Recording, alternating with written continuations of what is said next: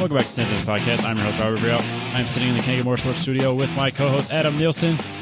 And we are back. It's been a while since I've been here, Robbie. I know you've been literally phoning it in. The fans have noticed. That's fair. You're not wrong. Noticed. We've become an every other week show. Yes. And that was definitely not by choice. No, it's not. We were like, oh, yeah, once the race season's over, things will kind of slow down. Well, we can focus on the podcast again. I need it to get bitterly cold, and then I'll be able to do stuff because I won't be at work. Yeah. Or we know that's not true. He'll be so busy. I don't know. So busy. Now I have a flippin' baby. Yeah, now you're twice the father you were last week. Well, thank you, Robbie. Yeah, is that how that works? No. Oh. Maybe half the father. Nah, you're twice the father. No, There's I two think of I'm them half now. the father because there's two of them. That cuts me in half. That's fair. You're half the father you were 2 weeks ago. That's probably true, actually. So that's not good. That might affect your free time a little. I mean, it shouldn't. No, it's Katie's problem. exactly. That's how that works, right? I told her Sunday night through Thursday night, she's your problem. Yeah. And Friday night and Saturday night, I'll help. You're so generous. Like I said, twice the father. She doesn't listen to this show, right? I said that to her. I told her that. And she was like, I get it. And I was like, no, you don't. No. But okay, whatever. All right. That's a nice setup then. That's nice. I don't think that's how it's going to go. No, not even a little bit. Not even a little bit. We'll see. But congratulations on Thank your you. children. Yeah. Also, my condolences on your children. Yeah. So That's fair as well. So while you're complaining about having children, I'll be like, yeah, well, I'm going to go do whatever I want now. Continuing not to understand or sympathize. I get it. That's fine. I did that at work the other day. My engineer that sits behind me was complaining about it's like she had soccer practice and all this other stuff and doctor's appointments. Yeah. And this other engineer was talking about like, oh, he's got to do this other stuff for his kid. And I'm like, yeah, I'm going to go home and I'm going to do whatever I want. And then tomorrow, I'm going to wake up. I'm going to do whatever I want because it's Saturday and I got nothing to do. Fucking Robbie. They both flipped me off. Yeah.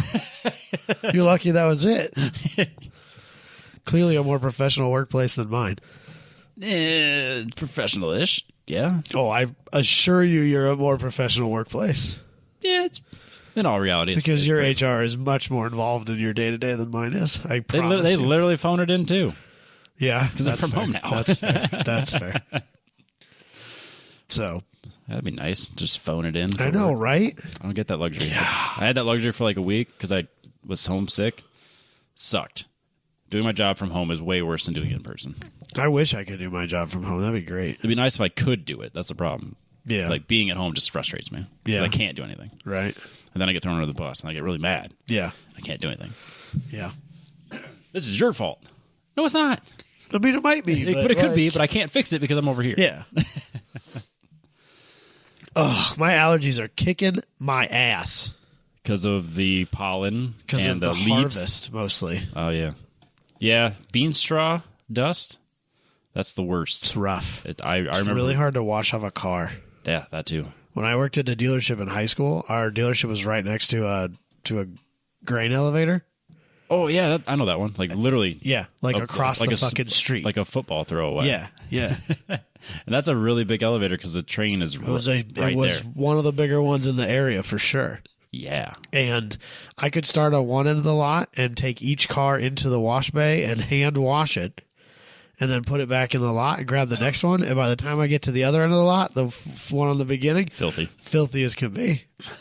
And it's not like it's the hugest of car dealers either. No, it was not a very, I mean, we maybe had 100 cars. Yeah. Maybe. Yeah, that's not the best spot for a car dealer. That's why it's not a car dealership anymore. Yeah. I think right now it might be an empty building. Yeah, I think so. I think they've tried to have it be other things. I think it's just an empty building. Yeah, now. I think it's a parking lot for the bar across the street now. Dalton's Hangout. Yeah, his towny bar. Yeah. Yeah. Well, it's 3 bars in one building. With one kitchen. With one kitchen. It's the most small town thing in the world, dude. Do they have 3 different menus? Yes. No, they don't. Yes, they do. No, they don't. Yeah, they do. They totally do. That's so stupid. It totally is. I don't get it, man. So is there three different liquor licenses? I don't know. I don't know. I've never asked how their business model works. Do they even need a liquor license? I'd be mildly surprised if there's a liquor license between the three of them. Sound that small, who cares? We're out of booze. Just go to Hy-Vee and get some more. Nah, dude, you go down to the liquor store with the drive-thru down the street. Oh, that's right. Yeah. That is right there. Yeah, it's just like 3 buildings down. They probably deliver at that point. I mean, wouldn't you? I don't know. Yeah. So, enough about my small town, Robbie. It's not your small town anymore. You have a new small town. You live in. Yeah, and it's pissing me off, which is how I know I'm getting old. You are getting old. I'm not even in my town politics, and they're still upsetting me. It affects you. But it didn't like 5 years ago, even though I lived there. Now it pisses me off. I understand. Now I'm all worried about property values and tax rates. And Yep.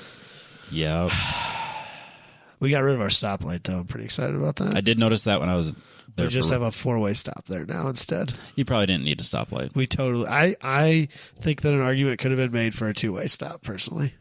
Yeah. Yeah. I think it's as much to slow traffic down On Main Street? On Lincoln Way. Oh, okay. Sorry. When you say Lincoln Way, I immediately go to Ames. Right. And I don't realize So, you like, also there's have a Lincoln Way. Yeah, there's a stop sign roughly every 4 blocks, Yeah. which I think is because they're trying to keep people from speeding too much through town. It's probably strategic and probably fair. Yeah, absolutely. Yeah. So No, that's more old people stuff. The fact that I noticed that, Yeah. and I know where all of our stop signs are, and I realize that they're so far apart. Total old people stuff, Ravi. Next thing you're going to do is you're going to go out and measure the noise from the fans from the elevator.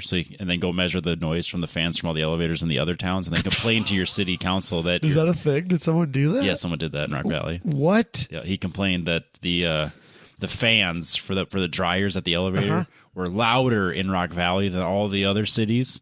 So we went and measured the noise level of all the fans of all the dryers from every city, from like Hall. That's not a city, a town. Right. None of them are cities. They're all towns. That'll definitely trigger somebody. So they measured. Yeah, he measured the noise level of all the towns dryers, and then compared it to Rock Valley's, and then complained until they got it changed. He was that guy. I didn't enjoy working with him. Oh, you worked with him? I did for a summer. Oh. Did not enjoy. My condolences. Thank you. That was when my boss for the summer and him got into a screaming match, like legitimate screaming match, right next to me while I was trying to work. Good times. Good Been times. there. Yeah. Been there. But my boss liked me, so that's all that matters. Well, I guess. So. Anyway, Yeah. should we do a car show, Robbie? No. Or should we just talk about small town politics? Yes. That's what people come here for. The small town politics. Oh, God. Nobody listens to this for the car show. That would Just be so we're clear. the worst podcast. It'd probably be more popular than what we're doing. So, should we open it up? Yeah, but before we do that, let's remind everybody to head over to techbosscompany.com, TEKBOSS company.com. Make sure you get your scooters and dirt bikes and other fun stuff before Christmas. It's that time of it's year. It's not because it's November, Robbie. So There's- Thanksgiving is first. Yes, but there's going to be a supply chain issue. Everyone knows this, so you should probably get your Christmas presents done early. You're And just you should, trying to get me triggered today. you aren't should Robbie? probably use the code 10tenths to get 10% off before the prices continue to go. 10tenths? I don't remember. Or is it 1010th podcast? It's in the description of the show. There you go. It is in the There description you of go. the show. If I am wrong, check the description We're of the so show. good at this. Well, they're different. They're all different. I know. Who thought of that? Me. Yeah, that's fair. But if you want to get a scooter for next year, I would recommend doing it now so you have it for next year. Because That's fair. otherwise it's going to be like, man, I got to go to Coda in February. What am I going to do with my scooter? I don't have a scooter yet. Well, if you would have bought it in November, you'd already have your scooter. Use the code 10tenths. Podcast. Oh, no. It's the worst. Try both. No spaces. Otherwise, just call Don directly and be like, hey, I want a scooter, and I want the credit to go to the podcast boys. Yeah, there you go. Not Dalton. Do not give Dalton credit. Tell him that for sure. We'll get extra credit if you say that not Dalton. I want to make sure that Iowa Man Racing gets no credit. Perfect. You don't have to use our code. Just say no credit for Iowa Man Racing. Do you charge him? Yeah, have the 10% go to him. He'll cover the 10% savings. It's the least he could do. But yeah, I really liked my 600-watt free ride that I've been using this all year. I still use it around the house or around the yard when I'm lazy. Yeah, I would highly recommend it. I really would. Absolutely.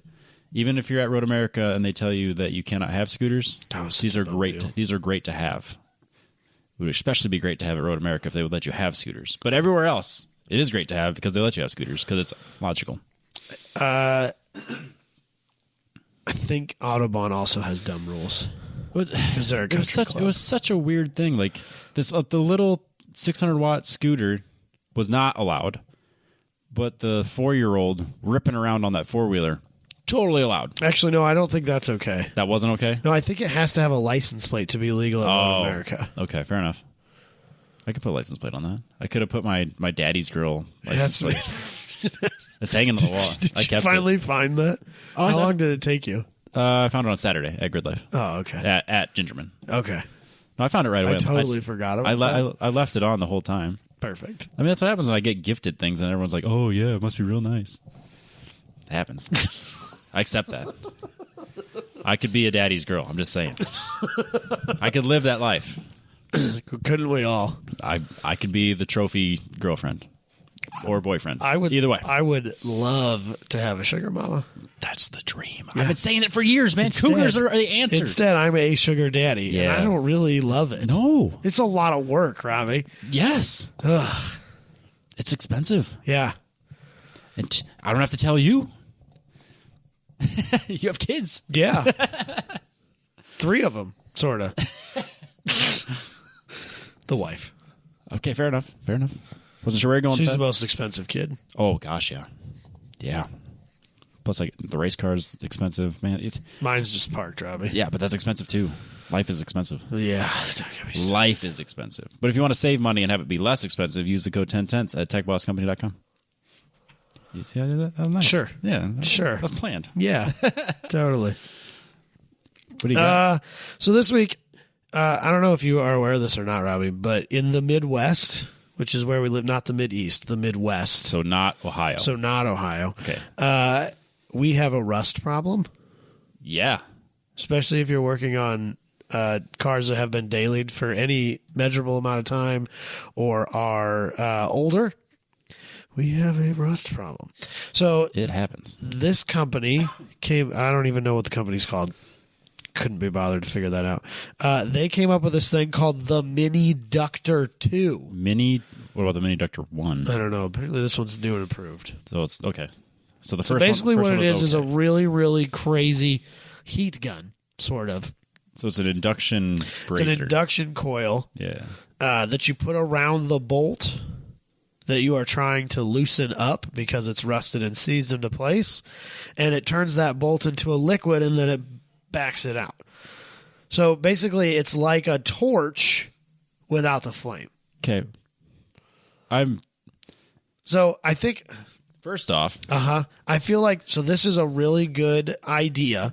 Yes. In theory. Yes. I don't feel like it's as good an idea in practice.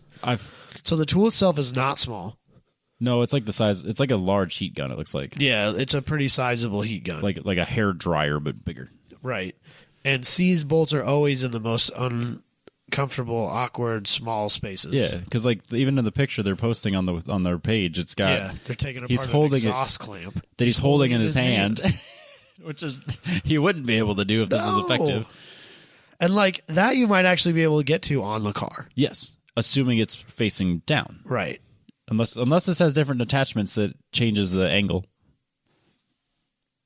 So like you have one that's I see what you're saying. One that's like a hook and a 90 degree. Yeah. I see what you're saying. The other thing is like size.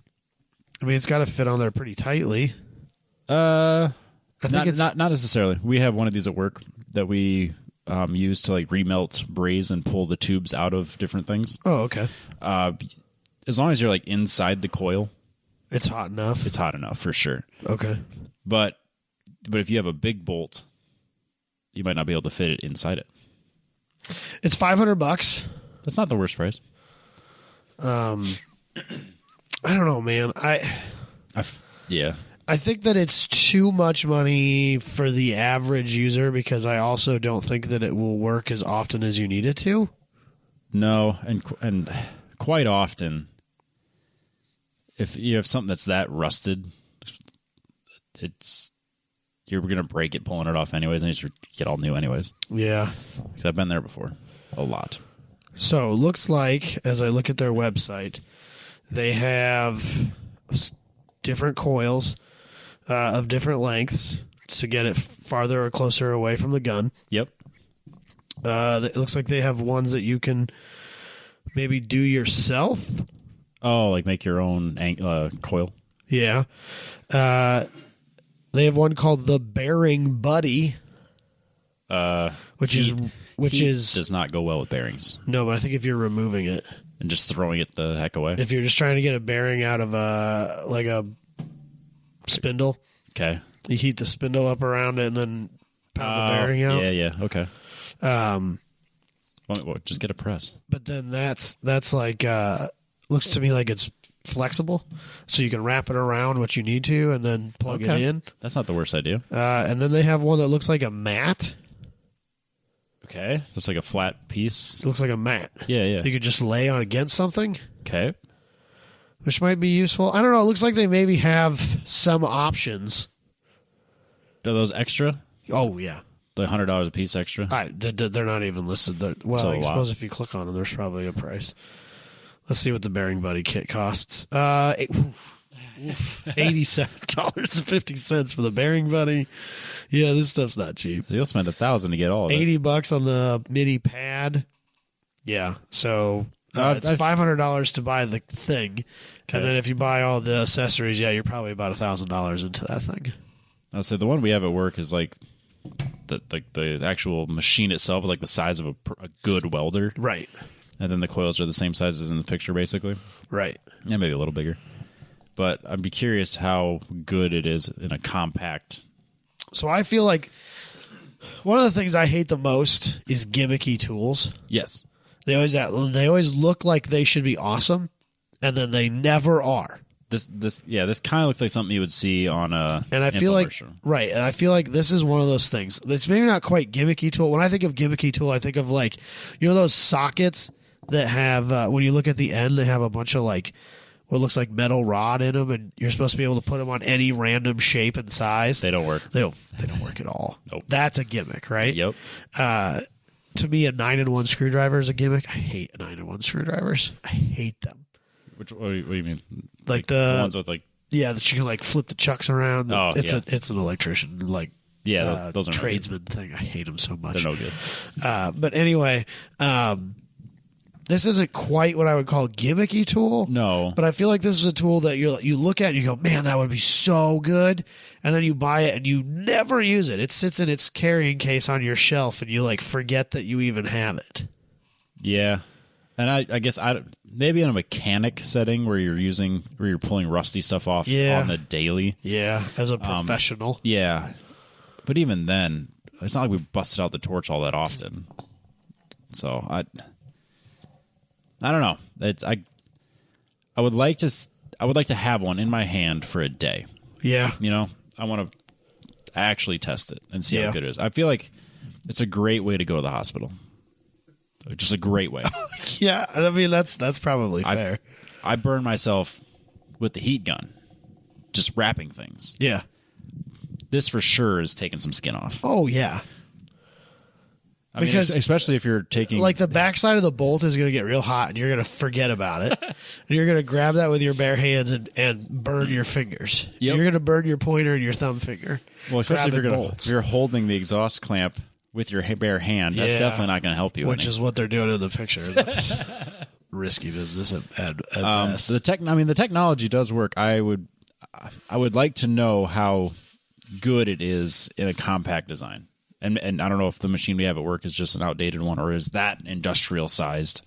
But I'd be curious if this is even close to as effective as that. Well, so is that like, does that have like a handheld lead? No, it's like a rigid piece, and you have to like put the item inside of it? Item inside of it, and Oh, then okay. you wait until it gets the whole thing like red hot. Yeah. And then you have to like use some pliers and pull things out all. I was gonna say, because like if it's like a welder that sits to the side and you have leads, that might be better. No, that would be nice, but no, it's not. That's not set up that way. Okay. It's rigid. Okay. I don't know, man. I just thought it was interesting. I don't know. Jalopnik for a while, they were doing these like cool tool things. Yep. And most of them were gimmicky tools I didn't quite trust. Yeah, I get that.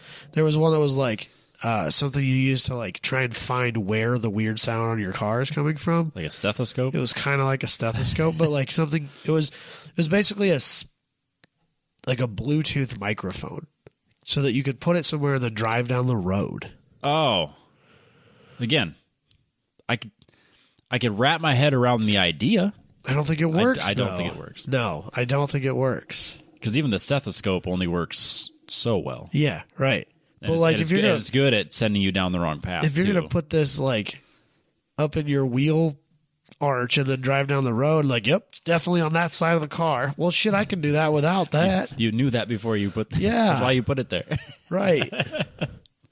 No, So yeah, it would almost have to have like a base that would be able to put the metal on the metal, so you're focused. yeah, But even then, I don't know. I'm not sold on the idea.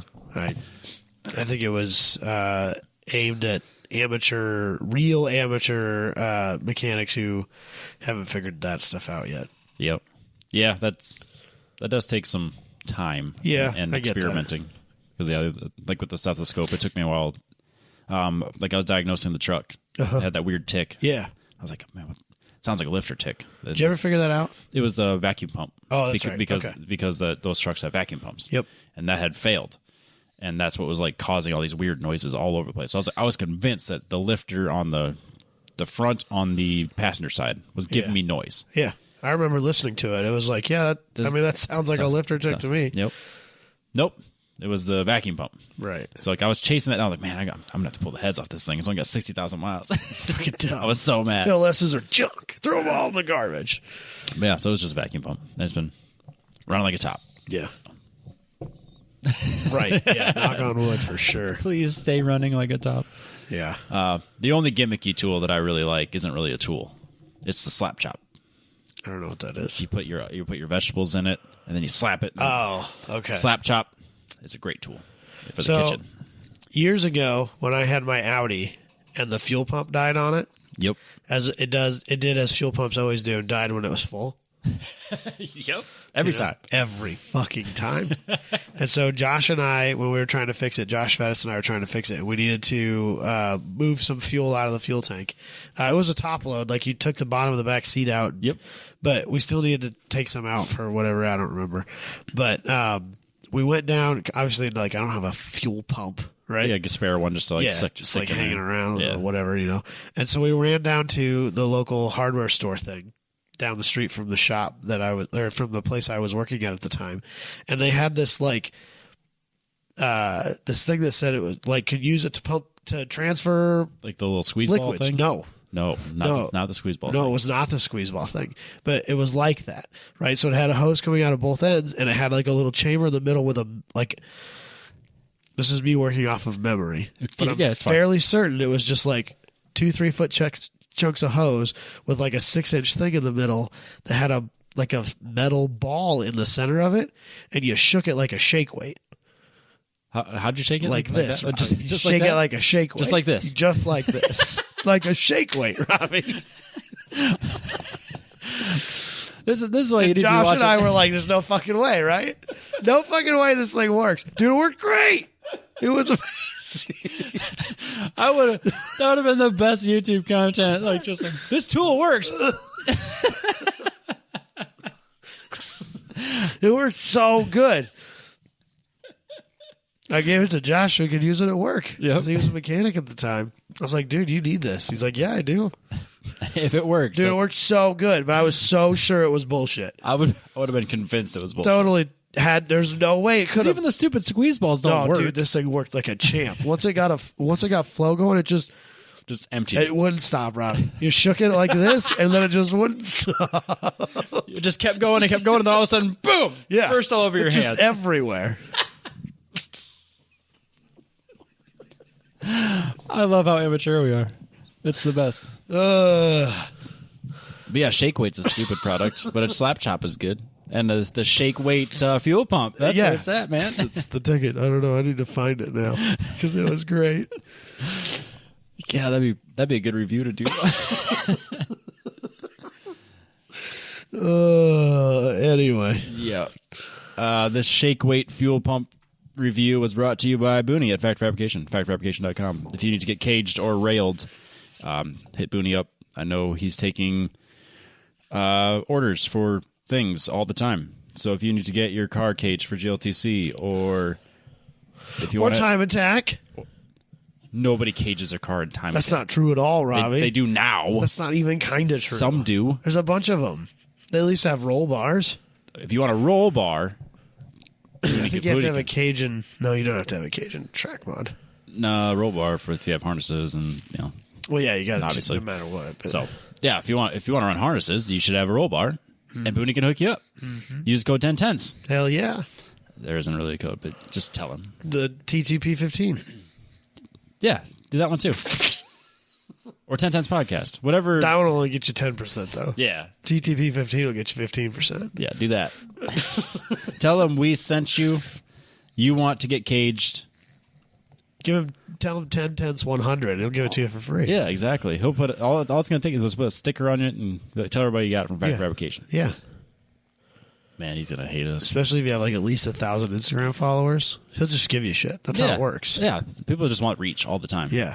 And internet clout. Yeah. That's why we do the podcast. We don't even For the need money. clout. You don't even need to get paid. No. Money's overrated. Yeah. Money's a thing of the past, man. It's all made up anyways. Bitcoin. Yeah. It's not even real. Shiba Inu or whatever it's called. I have no idea. I'm not in on it. I need to be. I'm out. Because apparently that's where you make the money, I Robbie. guess. I don't know. But where's it come from? It doesn't matter where it comes from, Robbie. I don't want to go down that path. I'm going to do it this winter, I think. Yeah. I'm going to fire my... I'm going to set up my computer to mine. Yep. Because I didn't want to do it in the summer because your computer runs all the time and so it gets hot. Yes. And I don't need a heat source in my living room. But in the winter, I want that. That sounds great. That's a win-win. Yeah. It could be making you money and keeping you warm. I mean, something's got to use electricity, whether it's my heater or my computer. It just as well be my computer. I think that's only fair. So I got a nice computer. I've thought about it, but you then gotta I'm have a good graphics card. That's where it's I have at. a good graphics card. It's all the graphics card. I got a good one. I paid good money for it. So Whatever. Anyways, if you want to get caged, railed, custom furniture, be safe in your race car, factfabrication.com. should we do the topic, Robbie? We have a topic. We haven't done a topic in a minute. It's been a long, long. like a New York minute. Yeah. Is that a thing? Yeah. I don't know. Probably. So we did this on episode 181. It went poorly. For you. So, yeah, things never change. I thought it was great. I remember thoroughly enjoying it. Yep. So we asked the fans that are in our Facebook group, the 10/10th Consortium. If you're not there, you need to be, because it is the best Facebook group in all of Facebook. I said it. And I meant it. I feel like garbage. It happens. You're an adult. Probably the Rona. You're a father with 2 kids. Of course you feel like crap. Anyways, so we put the challenge out to find us cars for less than 10. I said vehicles. I didn't want to limit people to cars. That's fair. I said vehicles. Vehicles for less than $10,000. I was kind of hoping that would be like boats, trains, planes, automobiles. I don't know how I'd feel about a $10,000 plane. But if you're going to cut corners, might as well be in your plane. Those little tiny jet boats are my new obsession. We should do the Ozark thing next year. I want to buy like these little tiny jet boats. I wonder if that would be allowed on my pond. I don't know. I just want to rip down. I just want to use it to like go down the rivers and stuff like that with it. If you do that, let me come. I want to do it. Dude, they're so dope. They're like $6,000. We should. Which means I'm never going to buy If one. this podcast was more successful, we could both have one. I mean, if we were cool like that Cletus McFarlane guy. Yeah. Who's apparently cool. He seems cool. People seem to like him. I don't know. I've never met him. He was one of those that, like, I just assumed I hated him. Yes. Right? But people seem to really like him. And then when Facebook started doing this video thing now, Yep. and his videos started ending up in my video feed, I would watch them, and, like, I don't hate him. No. Like, I don't watch every video he puts out. Right. But he's not as... When he's not doing his douchey, like... Character. He's not as bad as I thought he was. It happens. That's why I felt... That's my glowing review. That's how I felt about Adam LZ. I just assumed that I hated him. Never watched any of his videos. I like Adam LZ better. Adam LZ's been like super cool. Yeah, no, I still watch his videos. I watch his video if it pops up here and there, and I don't hate him. No, not at all. He's been like super nice. I mean, I hung out with him like a bunch, just like in passing, but he's always been nice. His track etiquette is great. Is great. That's a glowing review for me. That's how I know, or that's how I decide whether I like you or not, for sure. If you're an asshole on track, I think you're an asshole in real life. You are. You're 100%. How you do anything is how you do everything. Right. You're an asshole on track. You're an asshole in real life. Yep. Absolutely. Yep. I think that's fair. Scott Robertson could put that on track walking. He will. You can break that one down. Yep. I like it. That's a good episode. Track therapist. Dr. Scott. So where do you want to start, Rob? You have 57 comments. So this is going to be the longest episode we've ever done. Oh, and you know what? Because I'm busy with things, I haven't really even looked at most of them yet. So I don't know, man. Yep. So how about we kind of scroll through it? I can open them if you want to look at them. Yes. Otherwise, we can just be like, you can write it off without even opening it up. How about that? Okay. So we'll start. We'll go top to bottom in order, right? And then we can pick a winner when you're done with your 57 comments. No, you say that like you're mad. I only got like 20 comments. Nobody cares about my cars. That's probably true. Damn it! Now I lost my spot. So the first one up, Josh Colback, coming in strong right off the start. Really? Yeah, I really dig this. It's a Colorado. Ooh. With the 6-foot bed, so it's a long box for them. They don't make an 8-footer. Not in a Colorado, no. But it's been lowered 4 inches in the front, 5 inches in the rear, so it's down there where it belongs. To me, like 4.5 sounds like a lot, but it's not though. But it's really not. It's totally streetable, perfectly reasonable. Height-wise, yes, absolutely.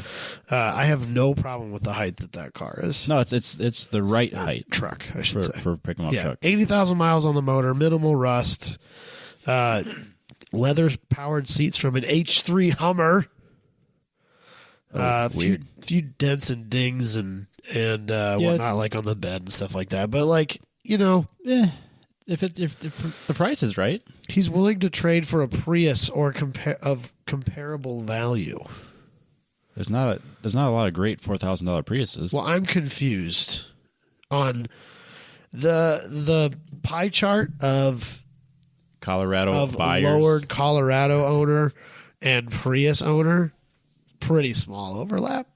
Yeah, real small overlap. But then again, LS Swap 240 buyers and GTO traders. No way, dude. That's a way bigger overlap. Okay, it's probably bigger. That's a way bigger overlap.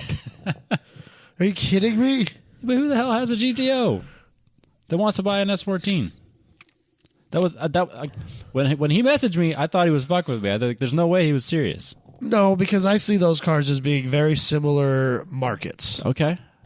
I guess it's still more marketable, like more logical than they're both rear wheel drive, essentially 2-seater sports cars. Basically the same engine. Yeah. That'll trigger somebody. I mean, it is. It's only 0.3 liters off. I don't know. Speaking of engine, I don't know which one is in this one. I don't know if it's the 5-cylinder. You could get them with a 5-cylinder. I think you could get them with a V6. And then this one I'm sure isn't, but you could get some of them with a V8 as well. No roll pan in the back, stuff like that. So this looks like a really nice truck. I really, really like this truck. It's good. Super cool. At $4,000, it's pretty good. It's hard to ignore at $4,000 if I was actually spending my own money on something like that. So, that one's pretty high on my list. That one, he came off the bat. He came out coming in strong. Yeah, coming in real hot. Like, honestly, I could see either one of us in that. Yeah. It's not a manual, which I know you kind of want like a manual beater. For my beater, I want it to be manual. And I get that, Robbie. I really do. But we didn't say anything about actual beaters because we put a $10,000 budget. And that's $10,000 budget is well outside of the beater budget. Robbie, get your mind out of the gutter. No, you can't say beater budget. I mean, like it's a shake weight, Robbie. Is that like an OnlyFans budget? My beater budget? Yeah, that's exactly what that is. Pornhub, OnlyFans. That's my beater. Okay. Snapchat Premium. That's how you know you're an adult because you have a beater budget. You have a separate credit card for that, so your wife doesn't know. Yeah, obviously. You don't have a separate credit card? Of course you have one. Everyone should have one. I don't want to have to explain my purchases, okay? Yeah. Next up, he also posted Prelude Type SH, which I think means that this is the all-wheel steer one. Okay, yeah, sure. I don't know if that's true or not. We'll go Type with it. SH sounds fancy. Yeah, that's looks not common. They're cool. I've always kind of liked... I hate front-wheel drive cars. I know. No secret. I know. But I've always liked the Preludes. I almost bought a Prelude before I bought the 240. Yeah. Test drove it and everything. Yeah, I remember that story. You were super sketched out by it. Because the dude just like, it's in the garage, drive it. Just take it. Just take it around the block or whatever. So, it's pretty rough. I'm not that... The engine is a little... That's a rusted engine. I'm not into Hondas that much to begin with. No. Despite the fact that I own one. I'm not in love with the one I own.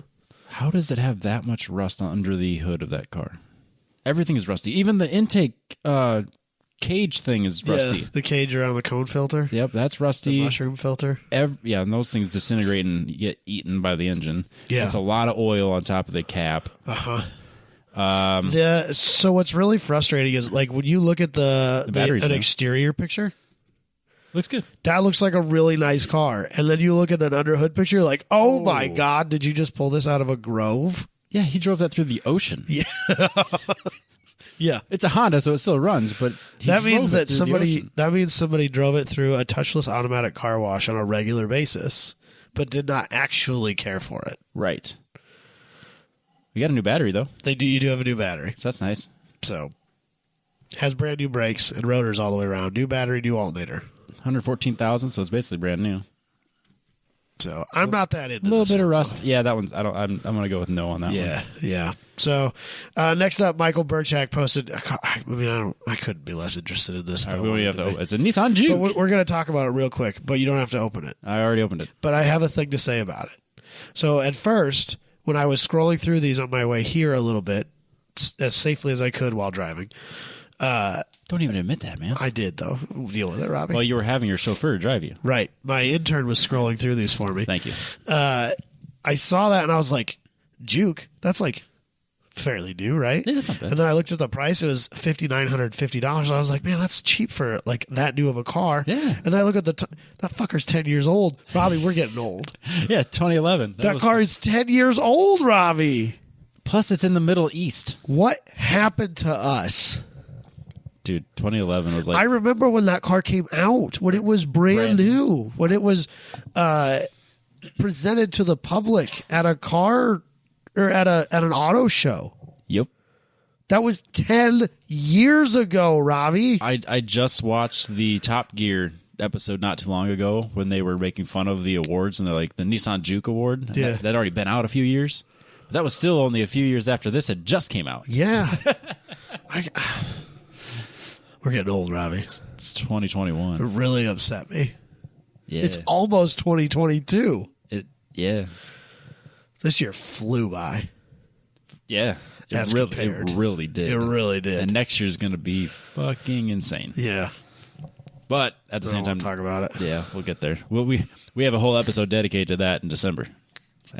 as is tradition. Probably. But yeah, we're not driving to the Middle East for a Nissan Juke. No. Josh Colback really came in with a bunch of these. This one I'm more interested in again. So it is a 97 Plymouth Neon. SRT4. With an SRT. I don't know if it's an SRT4 swap. Yes, it is an SRT4 swap. Yep. So this is the turbo engine in the first gen SRT, or in the first gen Neon, which is the Neon I prefer. Yes. But has the motor that I want. Okay. This has street class written all over it to me. Grid Life street class. I approve. Because I think that you could make nearly as much power, if not more power, than most of the front-running cars, which at this point is somewhere in the 350 to 400 range. Yep, but doesn't that Subaru's comfortably in the 400s, and I think everyone else is I think he's in the there. low 400s, Yep. and most of the rest of them are in the upper 3s. Yes. And now with the new turbo rule change, there are a few more Subarus that have the capability of making, because his turbo with the old rule was really fucking expensive. Right. But with the new rule, it makes it a lot easier to get that. And so there's going to be, I think, like in 2022, there's going to be a bunch of Subarus that make that kind of power, and some of the Evos are going to struggle and stuff like that. But anyway, I think this car could make nearly that much power, but weigh like 1,000 pounds less. Yeah. And I have said before that street class, because of the way the rules are structured, is basically a power to weight class. Yep. So just get the lightest car. You need to start with the lightest car that also is turbocharged or can be turbocharged. Great. And then go from there. And this car, that's where that is. It's pretty rough. It's pretty hacked together. Yeah. But I don't hate it. It seems like $5,000 is a little on the high side, maybe. A little high. And I would want a 2-door. Yeah, there's some negotiating to be had here. Oh, for sure. Like a lot. Yeah. So, but because of that, and it's a Neon, I'm out. I know, Robbie. These aren't mine. These are for you. These are for you. I know, Robbie. Yeah. All right. Josh was putting memes. So then he also posted a Mighty Max. I mean, it's cool. It's fine. lowered. It's slammed. It's only $2,000. I like it at $2,000. Yeah. It'd be a great daily driver. Yeah. But it's going to be slow as hell, and it's got a welded diff, so you know it's been beat within an inch of its life. I'm mostly out on this. Yeah, that was owned by a drifter. Yeah. Sketch City. Yeah, the car in front of it's clearly been a drift car. Yep. In the pictures, and I'm out on that poor thing. Yeah. So then next up, a 3 Series wagon, which I couldn't be less interested in if I tried, especially at the $10,000 mark. An Escalade, which you're not going to catch me dead in. A 97 Ford Mustang Cobra with Lambos, which... We know how you love Lambos, but this one doesn't have the frame, so... So here's the thing about this. This is the funny thing about this, Robbie. That car could easily be on your list as much as mine. Cobra? Yeah. Yeah. Because for some reason, I have no idea what generation it is. It's an SN95, Robbie. You don't know that. I do, though. This SN95 Mustang, I don't know what. That's like the 9th generation. I don't fucking know. But it's an SN95. Yeah, this generation Cobra, yeah, for some reason, I always liked. Yeah. I don't like the Lambo doors on it. I really don't. No? I don't. That's big loud V8. Yep. Lambo doors makes like all of 225 horsepower. Something stupid. I always. See, there's a picture. I always hated. I'm not speaking into the microphone. I always hated where that shifter was. Yeah. Always hated. Yeah, that. it's a dumb spot. It's not natural. No, it's a long shift. There's something like weird about shift that. kits that you can buy that you can kind of move it a that. little bit. I would have to have that if I ever bought one of these cars. Yeah. That was the first thing, because I dated a girl that had one with a 5-speed or 6-speed, whatever the hell they are. And that was my first thing I noticed when I drove it. I was like, what the hell is this? Yeah. It was just a weird shift pattern. Yeah, it is a strange place. The way the shifter sits is weird for sure. Yep. So, but I do like these cars. I'm not into this thing though. Okay. And it's $10,000. And in California. I mean, that doesn't matter, but it's $10,000. It's too much. Okay. So Chrysler Town and Country, no, absolutely not. A Spirit RT. Okay. So the Spirit RT, this is a Dodge Shelby product. The Spirit RT has the twin overhead cam engine, the dual overhead cam engine, 16 valve engine. Okay. These are super duper cool, and they're actually pretty rare. Okay. So that's like the most powerful version of the engine in my Omni. Okay. So most powerful and probably most capable version. So like if you wanted to build like a really fast street sleeper, Yep. this would be a really good platform to start with. Huh. I never would have guessed. I like how he has 1,000,000 miles as the odometer on it. Yeah. So these are also numbered cars because it's a Spirit RT. Okay. So it's a numbered car. It's a fairly rare car. It's super cool if you're into that kind of thing. Right. Hey, the shifter's in the right spot. That's nice. Front wheel drive, which I know is a buzzkill for Robbie, it's but broken. whatever. Yeah, it's the wrong wheel drive. So that guy looks like my people too. He's got That's a lot of ton of shit in the background. That's some demolition cars. Yeah, this guy looks like my people for sure. I love this guy. It's cool.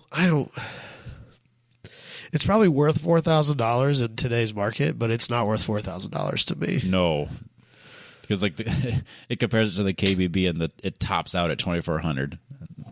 Well, it's because they're not taking into account the RT part of it. They just look at it as a standard Dodge Spirit. But even 2,400 for a Spirit seems really high. Yeah. Any Spirit. I'm with you on that. No, this car is worth that in the market. It's not a bad price for that specific car, but I'm not super into them. No. I would much rather own my Omni or a Charger or a Daytona. Really? Or something like that. Okay. Yeah. So, no, I don't blame you. I'm not into that car. Yeah.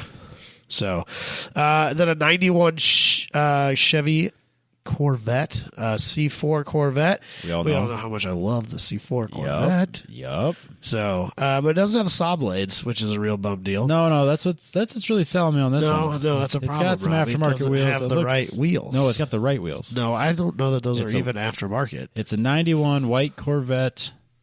It's got painted and polished. I think they're different Corvette wheels. Yeah, I think they are Corvette wheels, though. And, they're black wheels on a white car. Red interior. I'm not into red interiors. No, that doesn't. And the rest of the car looks like violently red. It's compared to the rest of the car, so it's like white with tinted windows and a black top and black wheels, and then all of a sudden, blood red inside. Yeah, it's too much. So this is not the Corvette for me. No, but if it was a black interior, I think that would look really good. So $4,000 manual transmission. It's a good price. It'd be a great GLTC build. That'd be a fun car. That would be a really fun car. That'd be cool. That'd be $4,000 for the fun. Oh, for sure, real fast. For sure. It's not where I'm at. So, ooh, whoa, dude. Oh my, bro. We have a winner. So this is a 1999 Chevy Cavalier. It's $3,000. Which is a great price. There is not a stock body part on this flipping thing. It's got a hood with the dual. What do I call that? What did they call that style hood, Robbie? It's got like the nostrils, like it's a so it's got the dual like ram air intakes. Yeah, on there you go. Full Blitz body kit, just like the Eclipse from Fast and the Furious. Just like the Eclipse, like the full LED headlights. Tane suspension, supposedly. It's black, but it's got a ton of metal flake in it. It's almost bass boat. Yes. Black. It might be burgundy. I can't tell. I want to say it's black, but there's so much metallic in flake it that it looks burgundy and purple in the sun. Yeah. It is the Z24, which is super awesome. This thing is rad as can be. The engine appears to have almost no performance touching at all. It's got a short air intake. Yes. So it probably makes this is painfully show car. When it's up to operating temp, it probably makes less power than factory. So a hot air intake, if you will. Yep, and the engine bay is white. The rest of the car is not. But dude, this thing, I'll bet it's not that rusty. No, it is a Wisconsin, so it could be either way. Somebody gave. It's got the super cool fenders that I want, or that I wanted when I was deep into these Cavalier things. It is the Z24, which obviously I'm into. It's the 2-door. It is a manual. This is it, man. Prime Cavalier. Yeah, you would have been way into this, now 20 years ago. Yeah, and right now. Yeah, really. Things come back around to being cool again. This is back. It's back, people. This would make a great GLTC car. This would make a great Sunday. No, it wouldn't make a Sunday Cup car because it's a Z24. It's too fast for Sunday Cup. Yeah, it is. And it's too furious. Yeah. Oh, it's for sure. It's too furious for everything. But yeah, that's super cool. I'm way into it. And at $3,000, you could be into it. It's a price to be had. Yeah, I would go with you on a trip to Wisconsin. I'm not ready to buy anything right now, and that I couldn't daily that.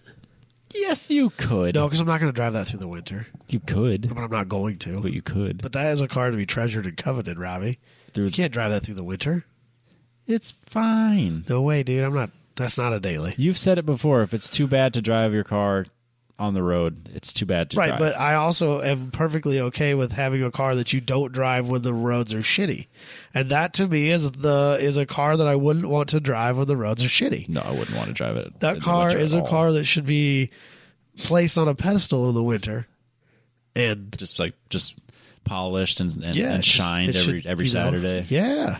And it's too good for that. We have very different definitions of what a Cavalier is. Oh, Jesus. But somebody Christ. loved that car. I was super into it, though. Loved it. Nick Lindy with his... So this is a Miata that's been lifted, right? So this is a thing now. You can buy lift kits for these Miatas. $2,000 is like nothing for a Miata right now. Yeah. Like, honestly, it's a pretty cheap Miata. But man. It's like they took. Jesus Christ! Oh, there's so much wrong. So he's got the trunk cut out, and then they put a tire in it like a Baja truck, like a trophy truck. Yep. Tire mount through the trunk on the back of the car. So the trunk is still there. Just it's got a nice little cutout. Yeah. It's got 244,000 miles, and I believe that. Yeah. No rush to sell, just posing to see if somebody would be interested in it. At $2,000, you'll find some interest, I think. Is that a side exit exhaust? I think it is a side exit exhaust. On both sides, yes.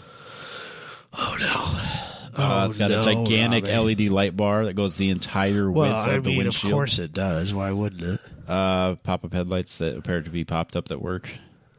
I'm not into this. No, that is this is not. Look at all those wires. Look at all those wires. Just it looks like Dalton wired it. That's rough. That's just mean, and I like it.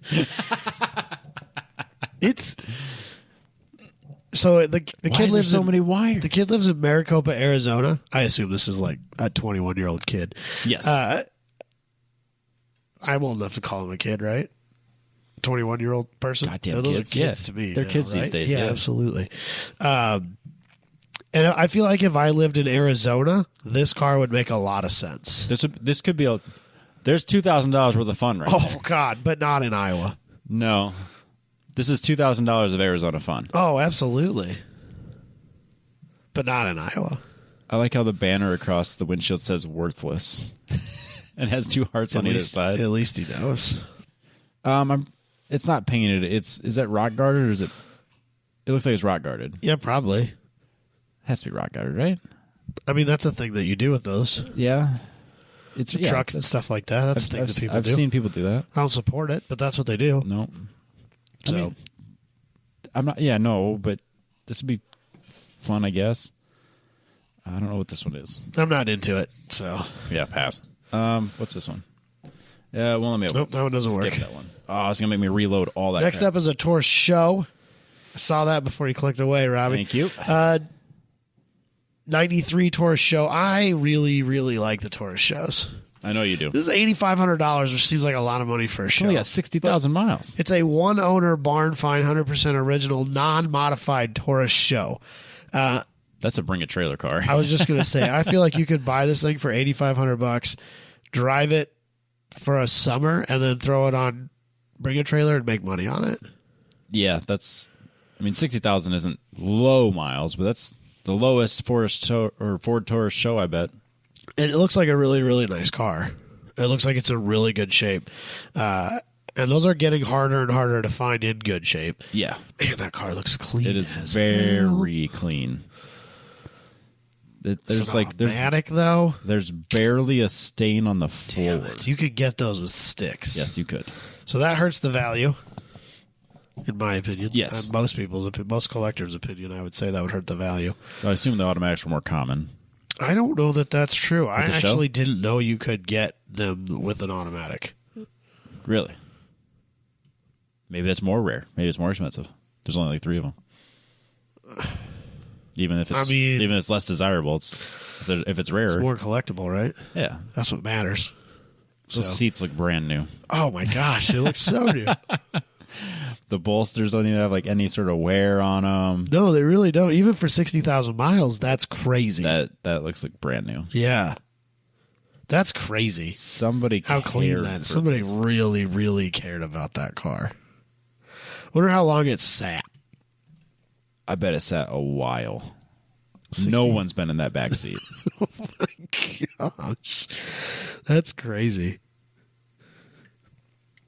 But I think because it's an automatic, I think that's kind of a deal killer for You me. could eat off that engine. Look how cool that intake manifold is. It's like a bag of snakes. It's so cool looking. I like it.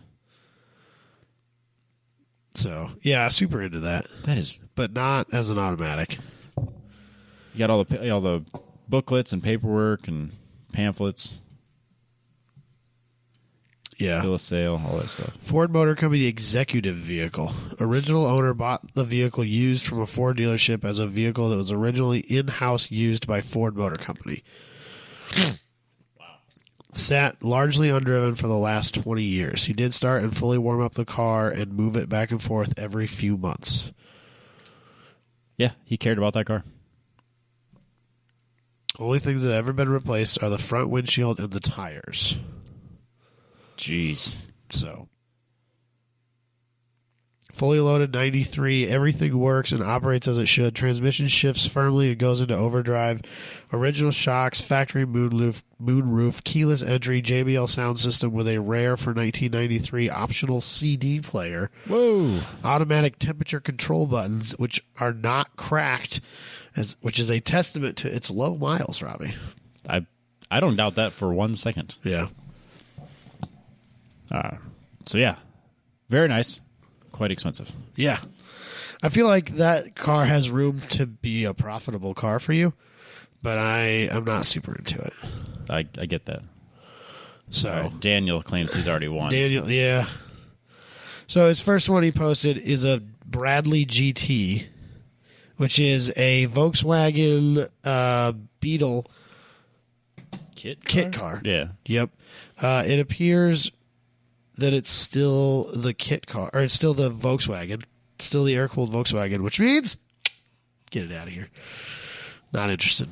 Fair enough. I don't want one of those at all. Even it the looks a little bit. It looks nice because it's got a really nice paint job. Oh, that won't load. Whatever. Yeah, it looks like it's a really well-built car for a kit car, but I'm not into. I'm not doing the Volkswagen air-cooled thing. No, and $7,000 is going to go a long way somewhere else. Yeah. So the next one he put in there, an 82 Volkswagen Golf, which is the pickup truck. I would take the Colorado over that one. Get it out of here. Plus, it's ugly as shit. Whoa, Robbie. Whoa. I love those little things. No, you do not. It's so good. Terrible. So the next one he put in here is an S10, A 94 S10, so it's the right Oh, generation. Yeah, sorry, I didn't there realize you he go. had 7 different. Yeah, he comments. put a whole bunch of shit in here. That's why I'm trying to scream through a few of these here. This, Ooh, it's just like the one you got, but it's blue with flames. yeah, so it's kind of low-ridered out. It's got underglow on it. It's got a bunch of really bad choices in interior design made to it. Yeah, that's a lot of painted. It's plastic got pieces. like the camper hardtop roof, which actually is not a bad thing for me because I can put just a whole fuckload of stereo in the back of it. I like how you went straight there because that fits really well. Yeah, absolutely. But still, I think if I was going to buy, like, if I'm buying a mini truck, I'm still buying that Colorado. Yes. And for hardly any more money, that blows this one out of the water. Oh, absolutely. So, yeah, I think I'm still out on And this that. one's kind of rough. Yeah. This one's been And abused it's a not little bit. well done. No, there's a lot you'd want to And change. I don't like flames. Nope. Especially not in They're way over. blue with dark blue flames. They're Like, way overdone. yeah, it's very hit or miss. And I'm done. more miss. I'm out on the flame. More life. miss than a hit, more often than not. Yeah. So, Out. Then the next one he posted is 71 Cadillac Eldorado. It's about 20 years too new for me. Not interested at all. Then he posted a 2005 Dodge Neon that needs to go straight to the garbage because it is a circle track car and it looks like it has been that for a while. Why is he driving it with a cigarette in his mouth on the track? Like, is he not wearing, like? Well, based on the fact that there's a mod car behind They're just him, I'm doing guessing parade this laps? is some sort of victory parade laps or something like that. Okay, fair enough. But no, dude, this thing's rough, and I'm not into it. Rough doesn't even begin to describe yeah. it. There's like, it's a cage with a little bit of body attached to it. Yeah. The next one he posted, an 87 Chevy Blazer, which Don't you have enough of those? is the wrong generation. Oh, it's a lowrider, so it's got air hydraulics. Yeah. So it's a project lowrider. New paint, new grill, new headlights, 3 Showtime hydraulics. I don't know what that means. 6 batteries, shaved suicide doors, Robbie. And a French-in license plate. Yeah. Asking $8,000. I don't. So There's probably well over $8,000 worth of stuff there. it says project. But you should be able to drive it And unless I the think engine doesn't run. almost all but one of the pictures, it's not laid out. Yeah. It's way up in the air, so I don't know if it works. And it's not, like, everything looks like it's just sitting in his driveway, so you don't know if it even drives. Also, it's the beigest of beige. It's not a great color. No, I still think I'm buying the Colorado Yep. over that. And then what is his last one? Again, the one I don't even need to click on. A 2001 Chevy Malibu that is lowridered out and has a pretty wild paint job on it. I'll give him that. That paint job's worth more than the car by like a lot.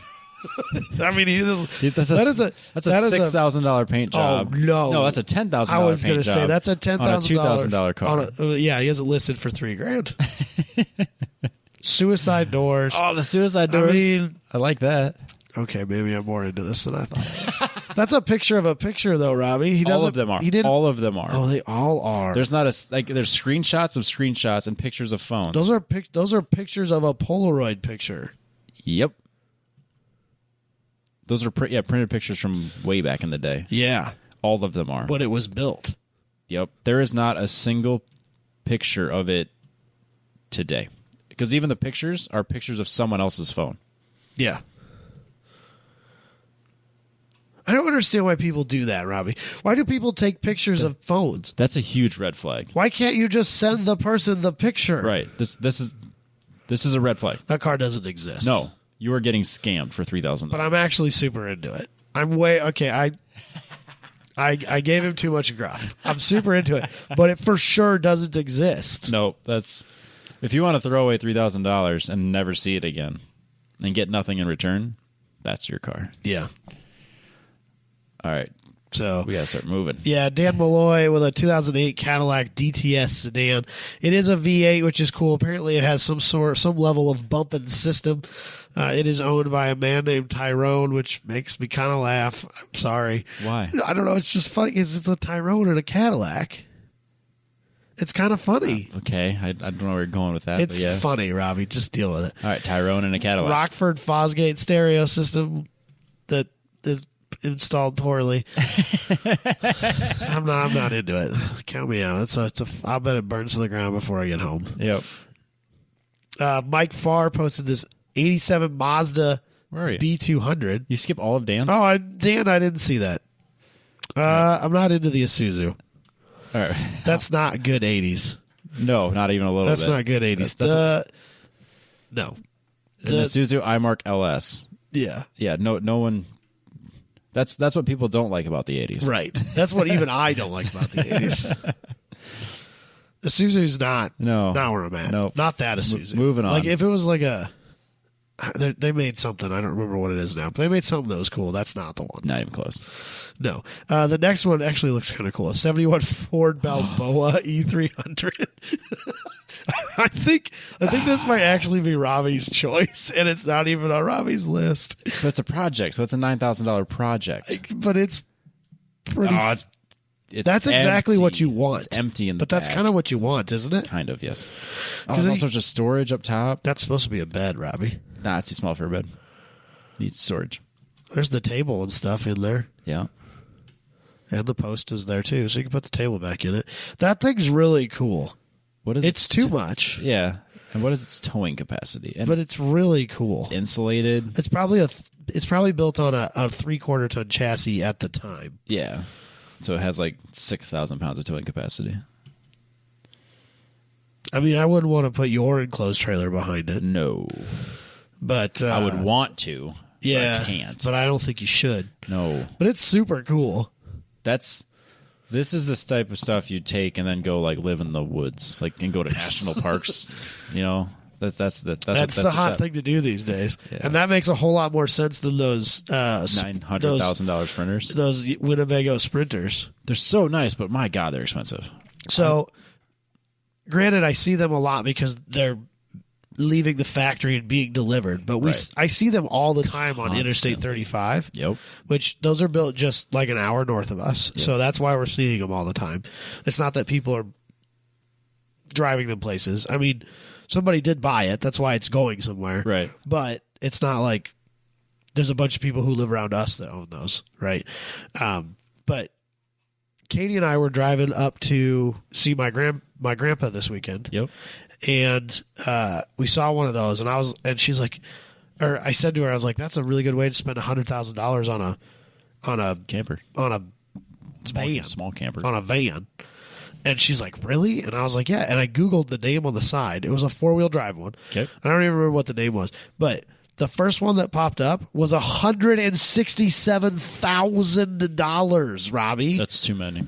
And then I scrolled down a little bit thinking like, oh, maybe this is like some crazy optioned one. Nope. The second one was $175,000.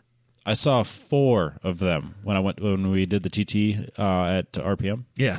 4 of them. That's how many I saw. Used for tow rigs? No, just driving on the interstate. Oh, okay. Yeah. As I was driving from Des Moines to Omaha. 4 of them. It's a 2-hour drive and in no way, shape, or form an adventure destination. Nope. In anywhere in between there. And they were clearly going wherever they were going. Right. Like they were packed to the gills with whatever they were going to use. They were leaving to camp or glamp or whatever you want to call it. 4 of them. $200,000. No, I'm good. So, and it's annoyingly young people driving those. They're people our age. We're not that young. I know, but like, if you have enough money to spend $180,000 on a camper, They'll give you a loan for anything. you shouldn't be 30 No. or 32. You should be 60. No, that's what. But I think The debt ceiling, I look it's at that. fine. I look at that and I think that guy spent $175,000 on that, right? Yep. After tax, title, and license fees, that dude spent $200,000 on that thing. Yep. Abe spent $45,000 or whatever it is he spent on a coach-built tour bus. Or what did Chris get that? What's it called? The really nice stainless steel I want to say Pro-Sip. That's Prevost. Prevost. It wasn't Chris. It's I can't think of what his name is off the top of my head now. Doesn't matter. Another one of the Grid Life guys has a full-fledged Prevost, a stainless steel Prevost for fraction, probably somewhere in the range that Abe spent on his. I think it was less than that, but yeah, I saw a Prevost. Like it wasn't like a really nice one like that, but I saw one drive. I was like, Jess, someone at Grid Life has like the high end version of this, and it costs fraction. He sold his house, and he's going to live in that. Yep, that's how crazy those are. Yeah, so good. Abe's has a real toilet in it. Like porcelain toilet. Like a real full-sized porcelain toilet. That is a nice. And that cost a fraction of what these Sprinter vans cost. Abe's, apparently when it all works, it has a weather station on it. Yep. And when it sees certain weather conditions, it pulls the slides in automatically. That's nice. It has a cabinet on the wall for the crystal stemware that comes with the bus. Again, a fraction of what these Sprinter vans cost. A fraction of a fraction. I get that won't go to the same places that those will. Of course. But you could buy a lot of Jeep and still save a ton of money. Yep. It's a no-brainer. It's so dumb. I can't believe there's a market for those like there is. Right. I get that some people would want that. I assume but there's a market. The level of market that exists for that is mind-boggling. Yes. Nope. We've been driving. Like we drove to Jess's parents last weekend. Yeah. And like we're driving. I was like, this Prevost, I could buy this for a fraction of what. And then I'm like pointing like ahead. So this little RV that you're looking at. I was like, Jess, the bigger they are, the cheaper they become. I was like, we could have all of this because there's less people willing to buy it. Yep. So the bigger it is, the more the cheaper it gets. No. Jabez into his for like $10,000 or something silly. Yeah. Like I get that he got a mad deal and he put a bunch of work into it, but he's into it for like nothing. Yep. Nope. I've showed Jess what it would cost, what I could sell my truck for versus what RV I could buy with that money. Yeah. Yeah, it's insane. You could buy that insane Colorado and a really nice bus. A great bus. For your truck. Yep. And that Colorado, for like around the house, the Colorado would do you. Yeah. It'd be fine. Yeah. It'd be great. You might need to like rent the Lowe's truck once or twice a year. Yeah. But that's it. Yeah. That'd be great. Yeah. Anyways, we got to keep moving. That's pretty cool, though. I'm super into that. So, and then I'm not even going to look at this. I'm not even going to. I get that it's got Longhorns on it, but I'm not even going to give it. I'm not even going to say what it is, Robbie. I'm going to say it. It's a Chrysler Sebring convertible, and it's got Longhorns. It's a 2001 Chrysler Sebring. Get out of here, Dan.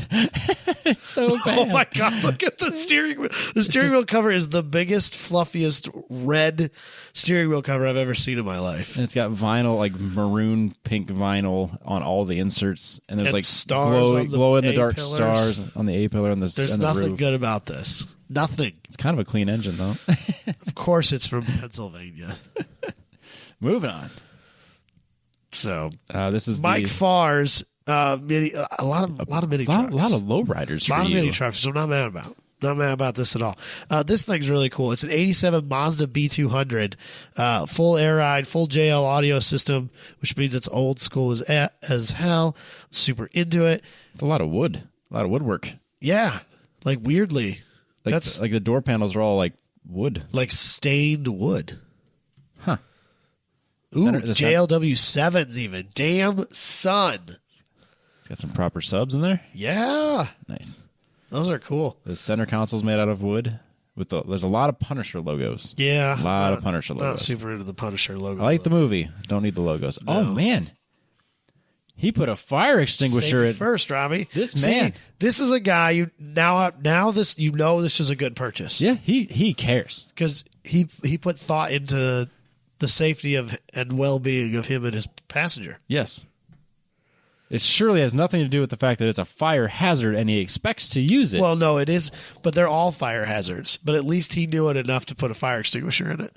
That's called planning ahead. That's kind of like all race cars are, let's face it, they're fire hazards. Yeah, of course. They're ticking time bombs. Yeah. Everybody knows that. But at least you put a fire extinguisher in it. Exactly. So, yeah, I'm into it. That is a lot of airbrush. This is a situation where the flames and the skulls and the things, I'm okay with it. It works. It really does. Yeah, because it's a lowrider thing. Oh, dude, it's got an epicenter in it. TV. It's got a TV. Bro, this thing is so stereo old school. I am in love with this. That is so like mid 2000s period correct. Oh, that is so good. On 13s, man, I love it. I like how the door handle pull. He's got TVs in the doors. Hell yeah, he does. That's where you put them, Robbie, in the mid 2000s. Nah, you do it today in the mid 20s. I'm so into it. This is the roaring 20s, Adam. It's the early 20s. Oh, those seats are terrible. Yeah, those are tractor. That's too rat roddy. Those are metal tractor seats from like way back in the day. Oh, that's bad. Okay, the fire extinguisher makes a lot more sense now. It is a little bit confusing. That would hurt a lot. It looks like somebody made that today but wanted it to be period correct. Because those seats are not a thing that would have been done 20 years ago. No. That's a rat rod thing that's cool now. Yes. So yeah, he kind of transitioned to the rat rod life. Yeah, after a grenade for a shift handle. He has 4 televisions in this little Mazda B200. No, there's more than that. There's 4 inside of it. There's at least 1 in the back. That's what I'm saying. There's 1 in each door. There's 2 in the front, and then there's 1 in the back. Right. So there's 5 at least. Yep. That's cool. I'm into it. The hood flips forward. Suicide hood? Would you call it that? I don't know. Like, clamshell hood? like the Corvettes, or the C4. E30s. Yeah, because the Corvette, the C4s. Oh, there's a seat you want. Limited edition seats. That's weird. I'm into it though with the diamond stitching and shit. That fits way better than his rat rod stuff. I'm into that truck. That truck's cool. $9,200 is a little high, but probably. It's a removable top, bro. Okay, bro. You need this truck. I'm into it. Man, you got some truck options. That would look so good at Cars and Coffee. Yeah. So confusing. We could go to Hot Import Nights again. No, that you take to like Lowrider magazine shows. Park and Pound. Park and Pound for sure. Park and Pound. You take that to Park and Pound, absolutely. What's next? An Omni. Yeah, Dusty thinks I need an Omni. I already have an Omni I don't use. I don't need another one. This one's got a cage. Yeah, so does mine. Okay, fair enough. This guy wants $4,000 for his. Apparently that's got a V&T intercooled motor in it because they put that sticker on the background, which is weird. V&T was like some sort of weird turbo they put on those cars for a little while. It sounds like a gimmicky thing. I don't think I want it. Yeah. But it never came in the Omni. It came in like the later cars. Oh, okay. So it's been engine swapped. But there's like no information there. 0. None. Yours is better. Yeah. 65 Rambler, which is actually really cool. And it's a station wagon. This is cool. I guess. I like the Ramblers. They're kind of neat. So.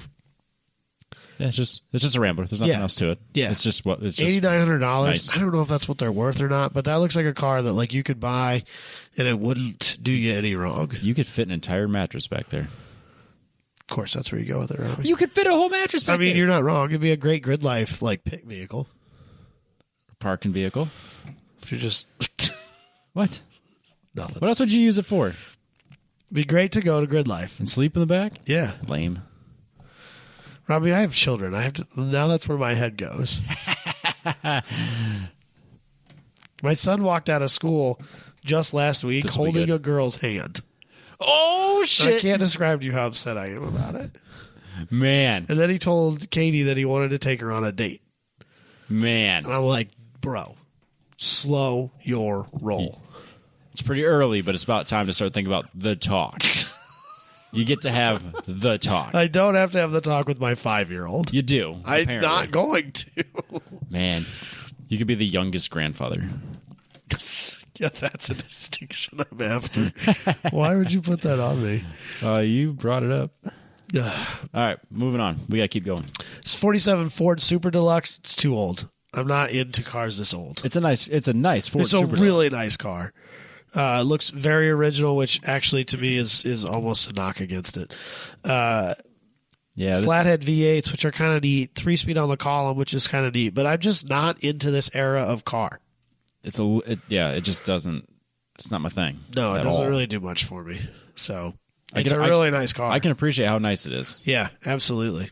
So I don't know where this one's going. 94 Ford F-350 dually. That is not a lot of money. $1,800. Yeah, no engine. Oh. Bodies. This is a Nice. Google Translate fail for sure. Nice Troca. Excellent heavy duty bodysuit. Only Only body. bodysuit. No engine motor. Bodysuit. Only bodysuit. Bodysuit. What? That's amazing. No, that isn't even the translation. No, it says C translation. C translation. It's Nice. the same. Yeah, it's the same words. Trade. Nice trade for work. Nice trade for work for those who work on the roof, the forklift, no engine going forward. Good project. No.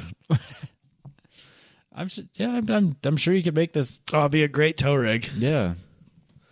But you're gonna spend $9,000 Like a to make. Cummins in it or something like that.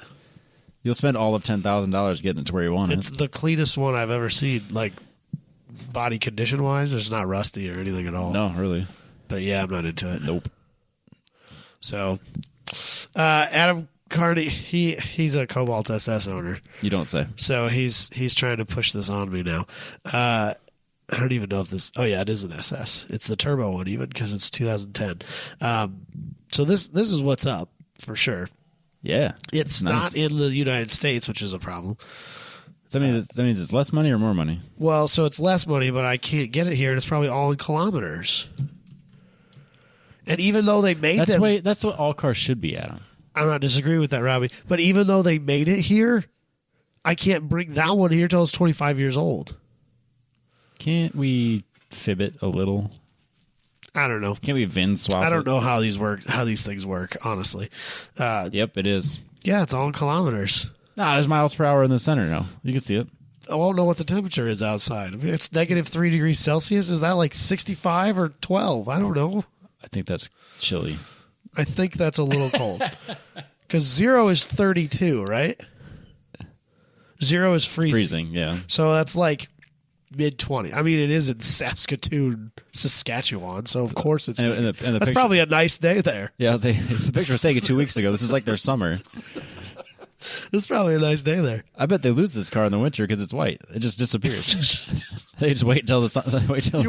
You wake up in the morning and It's just gone. it's just gone.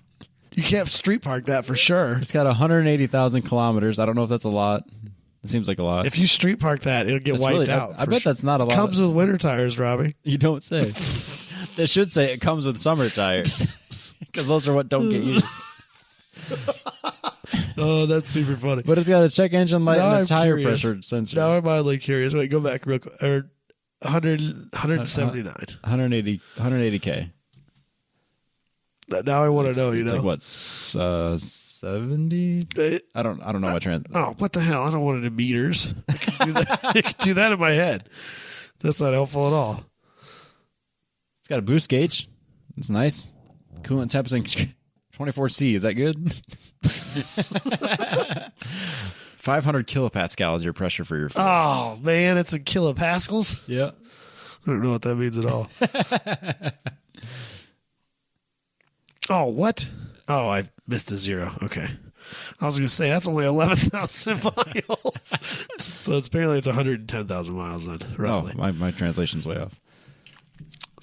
So, It's got flow-formed wheels for your winter tires. Oh, hell yeah. Or those summer tires. I don't know. They're all probably winter never tires. seen 200 treads. Be a waste. Yeah, well, what's the point? It'd be rocks. You have to take them in every night. You know how tedious that would be? You have to put your car on blocks and bring the wheels in every night so your tires don't That's going to freeze. It's the summer. It's got -1 liters for engine size, though. Yeah, So I'm not sure what's wrong with That's that. a problem. There's something wrong with the engine size listing on it. But it's a really nice car. It's clean. Like, It's they nice. must not salt their roads there. Well, yeah. What's the point? It's just gonna be covered in Because it's snow not rusty. anyways. Oh, never mind. It's rusty. Never mind. I'm just joking, man. JK, guys, it's rusty. This is going to be the problem is I'm going to have to go way south to find one of these that's not rusty. Yeah, don't go north. No, I'm definitely not going that far north. All right, moving on. I mean, I appreciate it, but E-Man, I think E-Man's got some bangers here. oh no, this was E-Man's idea, so Yeah. he better have brought it hard. Yep. Phrasing. He's not known for that. He's known kids. Man. You're at least known for it twice. Yeah. All right. 05 Dodge Neon SRT4 sedan, 4 doors. For more kids. That's how that rhymes? They're all 4 doors, Robbie. Oh. The SRT4s were all 4 doors. Is that So don't even... the 4 is for the doors, not the engine? No, it's for the engine. No, it's for the doors. Yeah, but an SRT4. But an SRT10 Viper doesn't have 10 doors, Robbie. That's different. It's a Viper. No, it's not. It's a Viper. The Dodge Neons are about the doors. The Viper's about the engine. I don't even know that they made that body style in a 2-door. I doubt they did. I don't know if they did or not. It looked kind of weird as a 2-door. It really would. I don't know. It's clean title. Manual transmission. That's probably rare. Yeah, very. It looks like it's in really good shape, and I don't like. I prefer the first gen, which I'm probably in the minority there, but Yes. I prefer for the first gen looks wise. But this one doesn't look like it's in bad shape. It looks like it's well cared for. Yeah, someone cared about this car. Full bolt on stage 4. Ooh, fast. I don't know what that means. I have no Robbie. idea. Stage It's probably like 200 horsepower. No. I mean, we talked about this a little bit ago. Those cars can make pretty close to like what you need in that class, in the street class competition. 300 these days. horsepower. So it might make 300 or 400 horse, 3 to 400 horse, which would be great. Yeah. So $6,000 seems cheap too, but I don't want to go to the Mid East. No, don't go to the Seems Mid East. like not the place I want to be. And it's only got like a couple pictures. They're not great. Plus, this one's all wet. You never want to buy a car when it's wet. That's true. Everybody knows that. Apparently, that's a thing. It is a thing. According to Robbie, that's a thing. People said that. Nobody else had ever heard that. James from Kango Motorsports messaged me. He's like, dude, it's very much a thing. All right, well, Dusty messaged us and said never heard of that before. Yeah, he's from Texas. It doesn't rain there. It doesn't rain there. You're not wrong. I never thought about that. It's a good point. It's a very good point, Robbie. Why would they even bring that up down there? It's a very good point, Robbie. I didn't even think about that. So, Whoa. Whoa. Whoa. Next, he picked a Caliber SRT4, which Sport wagon. I don't. This also has 4 doors. I'm torn on the Caliber, Robbie, because It's very close to a minivan. I want to like it because it's so weird and it's so funky, but it's such a garbage car. It really is. And I like garbage cars, Yeah. but that's not where I'm at. No. I mean, Oh, that's a lot of Supreme logos. God damn it. Every single seatbelt has a Supreme logo on it. And it's got harnesses. It's got Cypher harnesses. No roll bar. Well, I mean, duh. Does it have harnesses for the back seats too? Or does this go through the back seats? Is that static or is it on air? Because if it's static, it's way too low. That's for sure static. There's not a single picture where it's any more than an inch off the ground. They claim it makes 400 wheel. Great. What are you going to do with it? It's got 500 treadwear tires on it. He does not talk about air ride in the description, It's static, dude. which means that it doesn't have air ride because you don't leave that out, which means it's static. And that car is way too low. Yeah. No, Hard pass. sorry. So the Ford Flex, I'm not buying. It's just a stock Flex. It's a stock. Not only is it a stock Flex, but also Is it green? it's No, it's just a reflection. I mean, it's really clean. it looks like a minivan, but the one defining feature of a minivan that I love the most, it doesn't flip in half. Yeah, you need the opening. You got to have the sliding doors, Robbie. They will change stow and go seating. your life. Won't change my life. I think they might. Change your life. Oh, they definitely changed my life for the better. No, See, someone's already babied this one. nope, not into it. Moving out. Moving on. E-Man with a Impala SS. No, Moving on. no, absolutely not. I'm not doing This that. one's not going to let me open it. No, probably not. Doesn't exist. Nope. All right. Spinning wheel of death. An HHRSS in orange. So good, Robbie. Now we're talking. Yeah, that I'm super into. $7,900. God damn it, they're still expensive. That seems like way too much. I mean, I think that's what they go for. I mean, they're all way too much, is what I'm saying. Robbie. Not just this one. Just because you don't like it doesn't mean it's too expensive. Yes, it does. Come on, Robbie. I'm into it. It's, Loaded. It's nice. It is clean. Someone cares runs about and rides this. real well. I'm into it. $7,900 is a lot. And guess where it's at? I think I'd rather have a Cobalt. I think I've decided I'd rather have a Cobalt. Yeah. I think you'd be a lot happier. I think I can put I can put my kid in the back seat of my Cobalt. Yeah. If I had to. And it's not the one. It's not the car you would take. It is not more difficult than I am stubborn to make that car work for me. Yes. Plus, if you're going to go anywhere, to steal a line from our friends at Apex Adjacent, I'm more stubborn than that is difficult. Agreed. Which describes me on us, frankly, on so many levels. I will die on some hills. I will die on that hill. Yep. So I think I want a Cobalt more than an HHR is where I'm at on this now. Yep. So, yeah.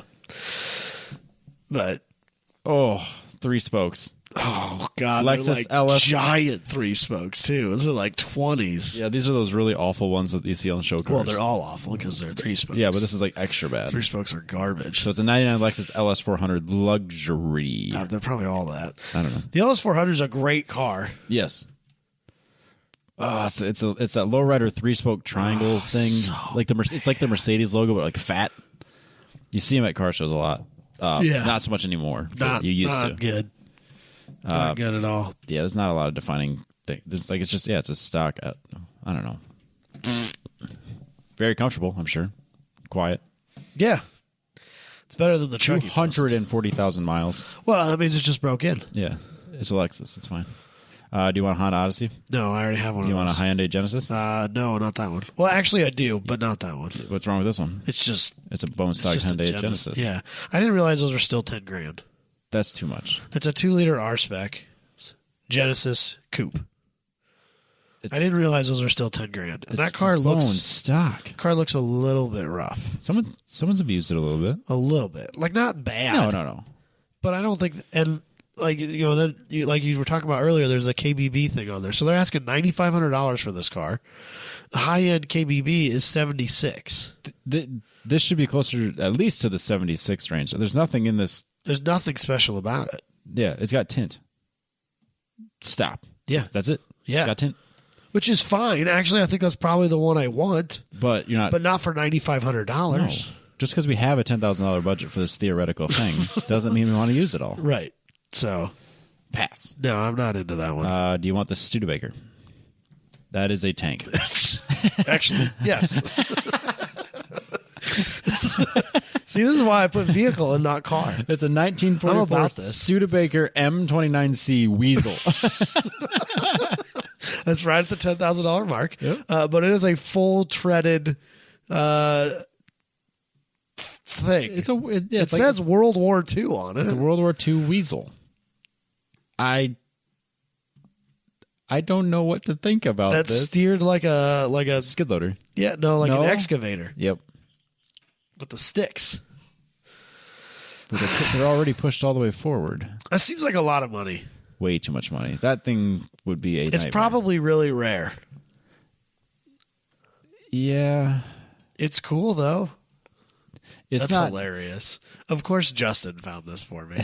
It's in Iowa. It's in Fairfield, Iowa. Of course we could go see this. Yeah, I mean, it's a long drive. Worth it. But I've made it a couple times Do you think they let us test drive it?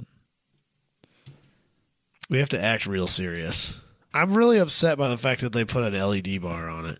And correct me if I'm wrong, Robbie, that looks like it's made out of plywood. It's not made out of plywood, although it looks like it is. It really looks like it's made out of spray-painted plywood. No, you can see the rust on the inside. Yeah, but plywood doesn't rust. I agree, but is the top half of that made out of plywood? No, I think it's just really weird paint job. It's definitely spray paint. It's spray paint, but it's I think it's metal. It's steel all the way around. Okay. Yeah, that's like the back is rusted there. Yeah, I see that now. That's a lot. Yeah. That's rust. Yeah. Okay. That's just this rattle can job on top of a red paint. Okay. That's a lot of money for. It would be so much fun.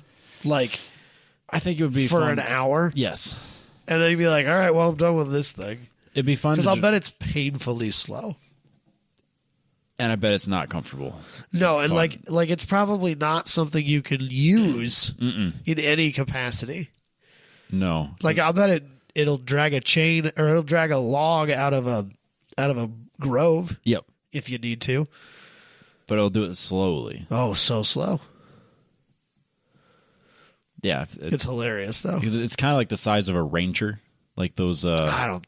Those. Yeah. Not the pickup. The the little side by side thing. A Polaris side by side. It's about that big. Yep. Yeah. But it'll go like a tenth of the speed. Right. But it's also a 1/3 the cost. Yeah. So I don't know. It's cool though. It's super cool find. Impala. No, that's the SS sedan. I'll say it, Robbie. I don't like the old Impala SS. No, I don't like them. I don't like them, and look how awfully to maintain this one is. That one's someone abused rough. this morning, noon, and night, and then he let somebody else abuse it, and then somebody else abused it, and then he abused it again. This poor car.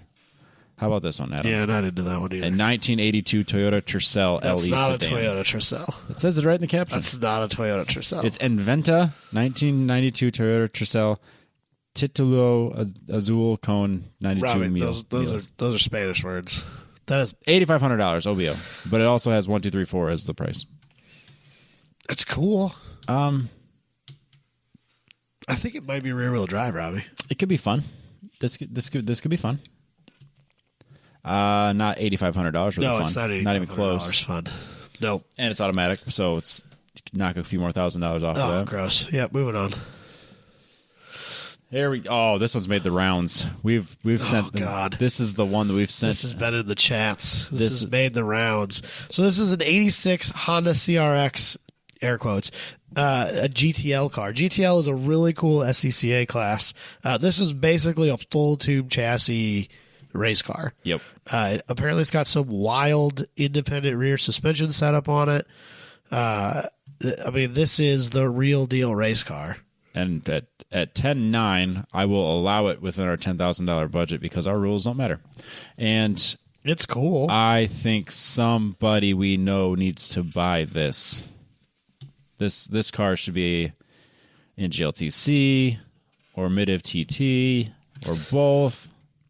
Or GTL. Or GTL, I guess. Just raced at GTL Whatever. like it's supposed to be. It's fine. So, but someone that rear someone suspension has setup put is in wild. time. Yeah, someone's put in the time. Yeah. So it's cool. Someone's getting a hell of a car. I think it's a roller for $10,000. I don't know. One No? picture has an engine, the other one doesn't. It's got the engine. I'm not even gonna look. It has the engine. It's It's fine. got a D series engine in it. It's fine. I mean, that's the engine it probably needs for the class. So Yep. I guess that's fine. So yeah, it's a wild little car. GTL is such a cool car, or such a cool class. There's so many cool cars in that Right. group. Like the minis and stuff like that are so cool. I am in on the GTL. Yeah, GTL is a neat class. Yep. This violates our rules of the $10,000 budget. Just but a little bit. I'll allow It's it. still really cool though. So Adam Passetto I'm not buying that. Miata. You No. want a Miata? No, I'm not buying a Miata that's parked behiing somebody's garage. It hasn't been sitting there that long. There's not that much. That's a lot of dead grass under there. Whatever, dude. That's not even dead grass. It's straight dirt. It's been sitting there long enough that there's not even grass underneath it, Robbie. That means They sodded around it. there is a deal to be had. They sodded around that. And he was still at $6,000. Long story short, I've come to the terms with the fact that I'm no longer going to race or work on this car. I believe that. It's been sitting a minute. I am slowly coming to terms with my car and the same situation. Well, you should get another one. No. He should have more I don't need pictures. somebody else's project. There's this. I guarantee that this is a good car to have. I'm sure there's a deal to be made there, but not for me. No, I agree. Not for me. Man, I bet you could talk him down. I bet there's more there than you realize. PTE, I mean, not really. So, Yeah. No, it was now it's the ST6, ST5 rules. It's fine. Yeah, it's fine. I'm It just all it needs is a tune and a fresh fuel. I'm sure. Maybe some rubber hoses. I'm sure. A new wiring harness, et cetera, et cetera. It's fine. Oh yeah, I don't even know that you can open that one, can you? I did earlier. There it is. Oh. A 1993 What? GMC RTS What? mega bus. That is rad. It's too much. It's he broke the rules 13.5. That's cool. He Though. even said he broke the rules. That's cool. I don't know what that is. Some sort of giant bus thing. Yep. It's got a Detroit diesel in it. See, Robbie, you could own that. I could own that. I mean, it's too much, but you could own that. Man, I'll bet it needs so much work. at 13.5, oh yeah. I'll bet it has like 12 miles on it. It's been sitting in a barn for quite some time. Oh, they build those conversions. It says this is the third one we have built. Oh. Huh. So maybe it's a relatively new build. It might not need that much work after Then all. why are they selling it for 13.5? I don't know. Maybe that's all it's worth. I bet that's all it's worth. That's crazy. They probably pay like $5,000 for them and then gut them out Wow. to labor of love. I don't know. Weird. Yeah, they can't possibly be making good money on a $13,000 GMC. But maybe they are. I don't know. Detroit diesel in there. That's a good motor. That is a great motor. Weird. Huh. Moving on. Yep, we got to wrap this up. Yeah. Oh, yeah, two left. You got a bunch to go. A 633 CSI. These are cool, but not cool enough for me to want to own. They're not cool. As a BMW, it's pretty cool. No. How about that? For a BMW. You want a 200,000 mile BMW? Be my guest. No, but for a BMW, those are pretty cool. No. I'm not going to buy it. I wouldn't buy that No. with your money, Robbie. I don't have any money. But they're kind of cool. No. Next. And the last one was certainly the least one. I mean, not the least one. Whoa. Where do I even start with this? So It's a 1920 Ford he- Classic. so he calls it a C cab, which yeah, okay. I don't know what those are actually called. I guess C cab. Yeah. Yeah, we'll so go with it's that. an old, Like a hot rod thing? yeah, it's an old hot rod thing. It's got a small block Chevy in it. I mean, it's very quintessential hot rod. This thing. looks like something your dad would buy. That does nothing for me. My dad would not be caught dead in that. No? No. Do you see the turn signal was a 3-way rocker switch on the dash? Up for left, down for right, probably. The middle for nothing. Yeah. It's fine. No, that's not really my thing. No. They're kind of cool in their own right, I can respect but what like it is. it doesn't do anything that I want to do. No. Like turn a corner. Or drive in anger. Oh, it'll drive in a straight line real fast. Ugh. You don't even need that much power for it to be fast So because it doesn't sketchy. weigh anything. So sketchy. Oh, very sketchy, which is kind of fun sometimes, but I'm not into that one. Nah. All right. So you had 300 choices. Yeah. I assume I think- we'll scroll all No, I'm going to the Mike way. Farr's. Cobalt? No, the You picked the Mazda. yeah, I think I'm going with Mike Farr's 87 Mazda B200. The mini truck with all the correct period mods, the JLW7s, the sweet diamond patterned seats that I'm going to put back in it. Yep. Yeah, I'm into this truck. It's super cool. I'm going to get rid of all the Punisher logos. Yep. All the wood. And I'm going to put the seats back in it Yep. like it's supposed to be. And then I'm going to rock that thing so hard. Man. I would daily drive that all summer long. Yeah. That'd be good times. Get back into the park and I pound mean, scene. I'd park it in the winter. You gotta take care of it. Yeah. But I would daily drive the shit out of that all summer long. That TV just like folds flat. That's Yeah. nice. Yeah. Super duper rad. There's a lot of fun right So cool. I love it. there. Good for you. 13-inch wheels. Zion, Illinois is not that far away. Nah, it's too much money for me, like right now. It's fine. But like, it's a good use of $9,000. Yes. It's super cool. I love it. Congratulations, Mike. You have won Adam's. Affection. There you go. Let's go with that. We have a box of random crap. We'll never send it to him. If though, you Robbie. get, Mike, if you send me your address, I'll send you a box of random crap. Yeah, send it to Robbie. Don't send it to me because I'll never get it to you. I'll send it to you. Robbie, we got a whole list of your stuff. I know it's like they gave me way it's less. like a third as long, and they're all bad choices. Yeah, as is tradition. Just like episode 181, they all gave me like the worst choices. Before we jump into that, I want to remind everybody to head over to Petrobox at mypetrobox.com. Use the code TTP15 for 15% off your first box and everything that's currently available in the store. We have Christmas coming up. I realize it's actually almost 2 months away. You won't notice that based on the amount of Mariah Carey songs being played and the amount of Christmas stuff being posted everywhere. Yeah, right? What the fuck? The war on Thanksgiving has been lost by Thanksgiving. Yeah. It is Christmas in November. All we care about is Black Friday sales. Dude, there was Christmas before Halloween was even over. Shame. You do not encroach on spooky season. Nah, I don't like spooky season. I started spooky season in September. I kept it all the way through. You know why I like spooky season better than Christmas? It's way cheaper for me. Yes. I only have to buy a costume for my child. Now my children. Yeah, you got two now. But that's still way less than the number of Christmas presents my wife thinks I need to buy for people I don't care about. You need to buy Christmas presents for everyone you've ever met? For everyone she's ever met. Remember that episode we did where we bought presents for each other? We were going to make that an annual thing. We never did. No, we did it like one time. I was really proud of that one, though. Oh, you did really well. That time, absolutely. I was so proud of that. But anyways, to save yourself some money, mypetrobox.com, all the stuff in the store, like if you can pick and choose what you need, dog leashes, shirts, car care products, this is where you really save that money. Because all that car care products like glass cleaner, wax, tire wheel cleaner, like that the Jax Wax Ultimate Wheel Cleaner that gets all the brake dust and stuff off. You go through that real fast when you're tracking. What you need to do, everyone's got that one aunt that can never buy the right thing for you. Yes. Send her the Petrobox website. Yep. And tell her to just buy something there. Or the gift card. Or, get a gift card. Most of the time, it seems like the aunt that can't buy the right thing also won't buy gift cards. Yes. You know what I mean? Yep. You know what I'm saying? That's the same person. Oh, yeah, absolutely. Send her here. She can't mess up. No, she really can't. Like, just scroll down to the Adams Polishes stuff, or the Jax Wax stuff, Jay Leno's stuff. Like, just get to that part and be even like T-shirts. Those are awesome shirts. Accessories, all the other stuff. Perfect. Yep. MyPetrobox.com. Use the code TTP15. You should already be using it for all of your car care products. And you should also be getting a box every month.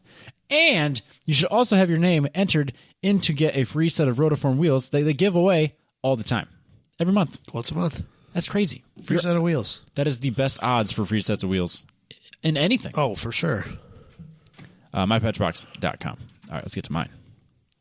I'm excited for the rage that we might induce here. Well, why? Do I just not share who I am on the show? What?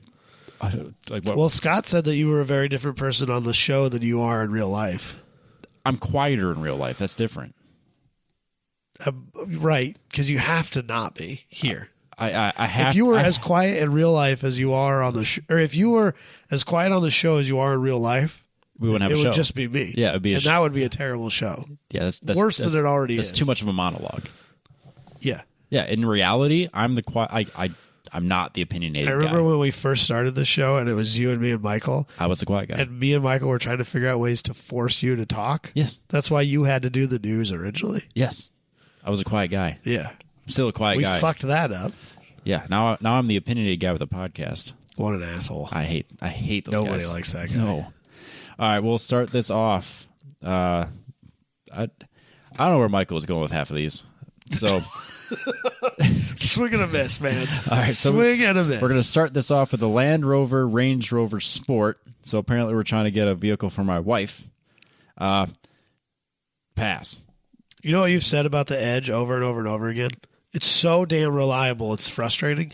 You just want something that breaks down all the time. That's what you want. I need because country living rich country living, the first thing I think of Range Rover. is a Range Rover. sad- That's actually perfectly. The sad thing is that fits in real well with all bro, these. it would fit in so I good. had a neighbor right there. You'd wave at the wrong one every time you see it going. There's coming one that home. looks just like this, like 3 houses down. Oh yeah, for sure, dude. You'd think that was your wife and realize it was actually your neighbor. She's a blonde too, just like my wife. So Of course she is. They'd look the same. Yeah, they're both trophy wives. Let's face it. No, she's a real estate agent. She's the one that brings home the money. As long as she's selling. Yeah. Yeah, I don't know. The Edge is like painfully reliable, and I hate that car, but I can't be mad at it because Can't sell it. No, it's so good. But I don't really feel like maintaining a Land Rover for any amount of time. No. So get that away from me. Yeah. Michael, again.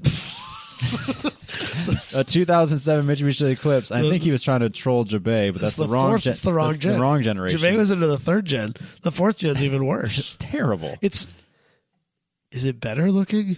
No. I think it might be better looking. No, I think they're even worse. No, I think it's better looking. These are terrible. The 07 Mitsubishi Eclipse is basically what killed Mitsubishi. I mean, they weren't really swinging for the fences on any of the things they were making at the time. They had the second gen Eclipse. They had the Evos. Like it was just all of a sudden just like I mean, yeah, he had the 10th gen or the nothing. Evo 10s were there. I guess those weren't too bad, but like this is about the time the Mirage came in, the real bad one. Yeah, all they had was the Evo, and then after 2015, it was just like that's not even a company anymore, man. You can sell a new Remember when one. we did the like we made up our own advertising campaigns? Michael did it was like the 2009 or 2017 Mitsubishi Mirage. It was like 90s styling, 90s prices. The 2017 Mitsubishi Mirage. You did so good at that. That was such a good episode. Yeah, no Eclipse for me. No, pass. Not that one for sure. Am I not wrong about this? Is a wildly overpriced 350Z, is it not? It's a little overpriced. It is $87.50 for 110,000 mile Z. It's Or 101,000 miles. It's an 03. It's clean. I won't give him that, or I will give him that. At least it appears to be clean. Yeah, no. I have enough Z stuff in my life. I don't need $100,000 daily or 100,000 mile daily. Yes, you do, Robbie. Everybody needs one of those. No, you're right. You need a 200,000 mile daily. Yes. Yeah. For $8,700 though, You need a I'm not buying. 200,000 mile Toyota Celica. Yeah, because it's basically a bone stock. It's Silver got exhaust Z. on it. Yeah, the heavy one. But that's probably NVIDIA, so it's probably sounds a lot better than what I got. Maybe. Oil changes on time. Premium gas only. Yeah, it's just a stock Z for $8,700. It's too much money. No, it's too much. You can get it way more cool. Yep. It's Michael. It's a 2010 Volkswagen Jetta TDI. Most of these got crushed. This is rare, Robbie. Yeah, it's a wagon for $7,000. I like the TDI. I like TDI Jettas. I've said that. You like the older one. I like the 04. Stop. Right, That's it. yeah. I like the 2004 Jettas. that generation. I like that Jetta. with the Whatever diesel. that year span is. I don't know. Don't care enough. Because like I didn't when they went to this like rounder body shape, it was like more plain. Yeah. I didn't like that. I liked the other It is a generation Jetta. manual, at least. But it's a wagon. I don't want this. We went through this last time. Ofer. All right, Jamie's got something. A fucking flex. It's another car for your wife. What the fuck? It's got 100,000 miles more than what we already have on the Edge. It's got the EcoBoost in it, though. It's got the 3.5 EcoBoost. We got the 3.7 in the Edge. Yeah, but that one's got 2 turbos on it. I don't care about those. I don't need the third row. We've already been over this. You need the third row. Yeah, but I want sliding doors. I That want. has a really dumb sunroof that has. I have driven one of these Fords when they have 200,000 miles. It's nowhere near as good as when it was at 100. I promise. That's hilarious. Ofer. Why does everyone hate me? Oh, it's so funny. Jamie, a 2001 Porsche Boxster Cabriolet 2-door. Well, a lot better than the first choice he had. Because he's the one with the flex. The 135,000 miles seems like That's a lot of miles on a Boxster. That's impressive. I'm not even mad about that. That's impressive. I assume there's like a bunch of maintenance that needs to be done on these, just like Michael's 911. I don't know, dude. New brake pads and rotors on all 4 tires, 6 spark plugs, 6 ignition coils, new exhaust to make it louder, new power steering line, fun extras like Porsche emblem door lights, underglow. Oh, it has underglow, Robbie, and a dash cam. I guarantee it's not. Only problem with the car is it has a power steering line and the back plastic canopy window is out, so you can't drive it when it rains. I wouldn't drive it in the rain anyways. But I'm not the trophy wife. I don't drive the Boxster. It's another car for your wife? Yeah. I mean, like if it was a race car, like if someone had like caged it and made it into a race car. It's got a PDK. It does have a PDK in it. Well, it's got an automatic transmission. I don't think it's new enough to have a PDK. Right. So I mean, because I know one of the guys locally, his is like a dedicated time trials car. I'm into that one, not this one. So we still over? Goose egg. Jesus Christ. Why does everyone hate me? Oh, Damn. Here we go. A 98 Mercedes-Benz SL Class. An SL 500. Yeah. With the ugly, blocky wheels. Oh, come on, bro. Those are the good ones. 60,000 miles. That's a nice car. That is low. Is that the V12? Let's see how many. It seems like it's long enough. Or is it just the V8? SL 500, I think it might be the big motor. Automatic transmission. Where's a picture of the motor? There's no picture of the engine, Rob. Damn, it doesn't exist. Give me more of the description. All right, more description. Does it say it here? Nothing. Doesn't fucking say it. Damn it. What year is this? Now I want to 98 SL 500. All right, you keep going. I'm going to look Brown this thing up. interior, which more of a tan, and it kind of works with the red. I will give you that. I feel like I'm not a 90s lawyer, so this doesn't really work for me. No way, dude. This would be because that's a power folding hardtop. Why? So you and your wife can get in that on a Sunday. When have I ever said I want a convertible? You and your wife can get in that on a Sunday and go for a cruise. I will give this a pass if it has the V12. Okay, I'm still trying, but my phone went dumb there for a minute. How much is this? My phone's going dumb again. How much is this?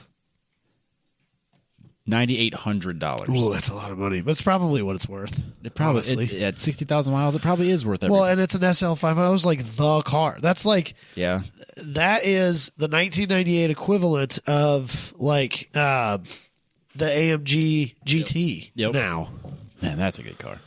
Not for 10 grand. It's not going to be.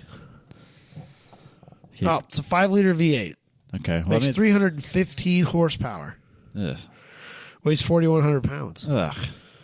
If you could get those with a manual transmission, that would be a really cool GLTC build. It'd be fun. I would have fun in this car.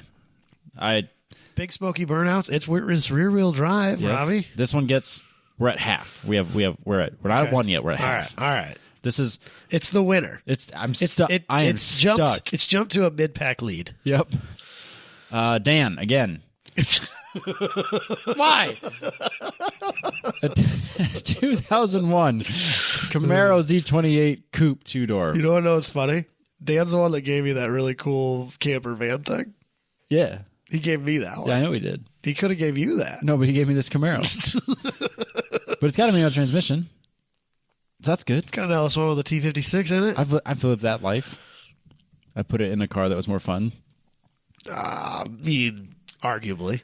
This car doesn't turn.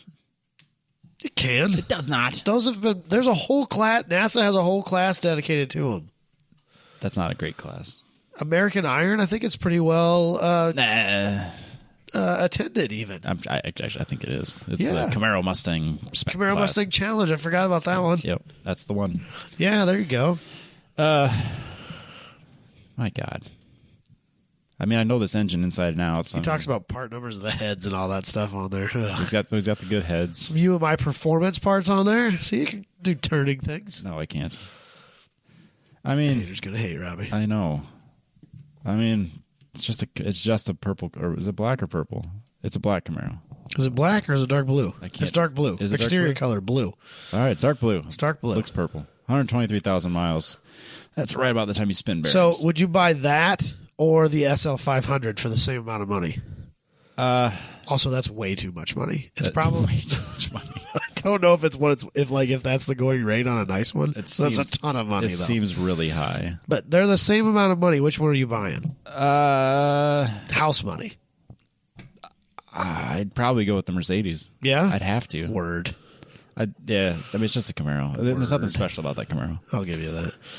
How about this one? Dusty brought me a '89 Nissan 200 SX SE Coupe 2-door. It is a Nissan truck. That's got an SR20 in it. It's got an SR20. It's naturally aspirated. Well, we don't know that because there's no picture of it. It's a 200 SX. It's got Why is it listed as a 200 SX? They always do that. I've seen like someone locally tried to sell one of these with the same, almost the exact same description. Weird. For $2,500 though, $2,500. It looks like it's cheap. I don't know what wheels. I think those are off the new Frontier. Those wheels. I think you're right. Yeah, those wheels are definitely Nissan wheels. Wheels you can see from a new Frontier. It's two-tone, so it's got black top half and then like pea. Is it black green. or is that dark green? It looks like the fender's dark green. Yeah, it's dark green. No, it's black. No way, dude. That is black. The bed is black. The bed is black. I'll agree. The top Maybe is black. The original color was black. Top is black. Bottom is like puke green. Puke green. With it's got that Euro tail light. Soup green. Yeah, that thing's rough. It is pretty rough. That thing has been abused. Sorry, Dusty. I don't but know. if you pick that one and he sends you his address, we can send him his trophy. We're not gonna. No, but we could. I'm not gonna do that. Dusty can't win. All right, we're now starts Evan's list of 240s. No, this is Dennis. Oh, okay. Dennis sent me a This is the 240 to own. This is the S13 hatch. Yep. This is the 240 I would buy if I was going to buy a 240. Especially if this one you like. This it's is yellow. Yellow. 91 fastback. I don't hate 240 those wheels SX. either, Robbie. No, those are fine.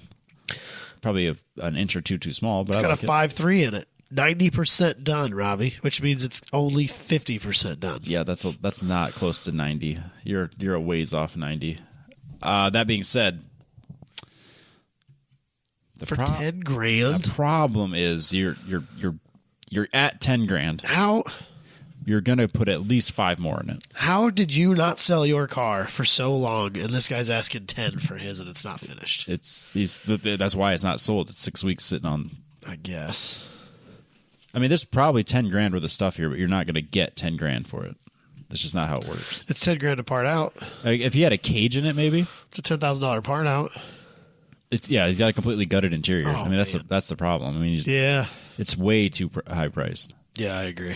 I mean, yeah, there's $10,000 worth of parts there, but you're not going to be able to sell it like that. No. He's in a good place to start. But if you have to have a $20,000 budget just to even get in the door here. Yeah. So I'm out. Dennis again with a different 240. Ooh, this has got that kit on it, the boss kit or whatever they call it. Yep. So it's a 95 240. I know those inside and out. Manual transmission. It's an unfinished project, so we have about $2,800 to play with. Scroll down a little bit. Let's see the rest of this. All right, so needs brake lines, clutch, cylinder, drive shaft, and driver's side exhaust manifold. It is a 5-liter 302 carbureted Mustang engine. Oh boy. It's a 5-liter carbureted Ford. So a Ford small block. That's a clean body though. Someone put some work into making. It's a crate engine though, so it's a 0-mile engine. That's probably. That's someone took some time to make this look good. I'm not the biggest. I don't know how I feel about the front ends on this boss kit. I've never. Yeah. I don't hate them. I don't love them. Yeah, exactly. Because I've got a couple guys with the drift kits, like Corey Tosford. Yep, his looks good. Again, it's not my thing, but I don't hate it. Yeah, and this thing's wide. Like it is wide. She is wide. This is closer to 90% than the other one. He says if you put power to the distributor and pour some gas in the carburetor, it'll fire right up. Okay. I bet. I would bet on myself I could get this car on the street for $10,000. Okay, fair enough. If I buy this car at $7,200, and it's exactly what he claims it to be, and all I need is a drive shaft, exhaust manifold, and brakes. I could have this on the street, ready to drive it at $10,000. Yeah, probably. So I will say that this has jumped to the front of the pack. Okay, interesting. This has jumped to the front. Interesting. E-Man with a 240. Oh, it's sold. This one's sold. 91 240SX. I do not need to sell. He does not need to sell. He's asking $10,000 for it. Let's see what do we got here. It's the right S13. Yep, It's got the hatch. S13 hatch. It's got a body kit. Looks like it's in decent shape. Runs, but a bit rough. Needs to be retuned. Other than that, there's 40,000 miles on the motor, and will run like a top when I had it running good. Very fun car. So he had it running good, and now it doesn't. It's an SR20. Of course it doesn't run good. So here's what I don't understand. So he says it runs a little bit rough and needs retuned. Yep. But it used to run well. Yep. So did your tune change? What changed? Yep. Your tune didn't change. It did not. Something else changed. Yeah. That's sus. My SR20 also ran rough. It actually preferred to be hot and abused. It hated being cold and idling. Yeah. It was the weirdest thing. The weirdest engine I've ever dealt with. So, no. A 1992 Nissan 240SX. Oh, God, that one looks rough. This one is owned or someone that wants to be a drifter, if they're not already a drifter. There's no way that's not a drift car. Oh, man. It is a non-hatch. Yep, that's a trunk. An S14 trunk car. It's an SR20. S13 trunk car. Black top with, looks to be basically stock. You know, we got intercooler and stuff like that. It's got the pointy shifter thing. Yeah, that's definitely a drift car. Yep. Someone's abused this sort of thing. It's got the drift button. That button thing on the e-brake. Yep. Mine had that too, though. The car's been beat. Zip ties holding the bumper on. Headlights are mount is broken. All broken. And on purpose, maybe? I almost wonder if that's on purpose. No, that one's broken. That one's for sure broken. Driver's side's okay. Passenger side's broken. Is that a carbon fiber hood? Yes. Sure. Yeah. Let's assume it's not. It's got an SR20. So we'll need tow. Oh, bought it from Pennsylvania running, drove it for a bit, and then it stopped running. An SR20? You don't say. Thanks, E-Man. Worked on it a little bit over the last year. Been there. All right. Oh, E-Man. Jesus. A 1991 Nissan 240SX. How about that? That one looks like a nice car. It's only got 3,000 miles. 75. It doesn't have only 3,000 It is miles. a beautiful, one-of-a-kind, custom 240SX like all the others. It doesn't actually say like all the others. I put that in there because built from the ground up, was just a frame, now a beautiful drag car, Robbie. Side exit exhaust sounds amazing. I like that they removed the pop-up headlights and put those LED round ones. Yeah. Everyone hates those. So I like that because it offends people. Okay. Hood is terrible. It's got riveted on like that's because it's got some drag stuff in it. Carbureted small block underneath it, I bet. Yeah, it's raked out, so it's sitting kind of funny. Yellow everything. Ooh, that is not a safe cage. That is not a safe cage. That is a Cusco Bolton, I'm assuming. Yep. The one with like the S bar around the dash. Yep. Not safe. That's a great way to die in a rollover accident. Yeah. Yeah, it's got 5.0. It's got a Fox body 5-liter Mustang engine with a Paxton on it. Yep. I mean, interesting. At least it's not carbureted. What's he want for it? I mean, this would be $7,500. This seems like not the worst. This is deal. not a bad deal. This is a This is $7,500 worth of fun for the right I'll person. bet you that car's a rocket. It probably makes... Wait, where's the rest of the cage? Where's the back of the cage? Oh, my gosh. He's got the front of the half and not the back half? It appears to be. He has the front half but not the back half?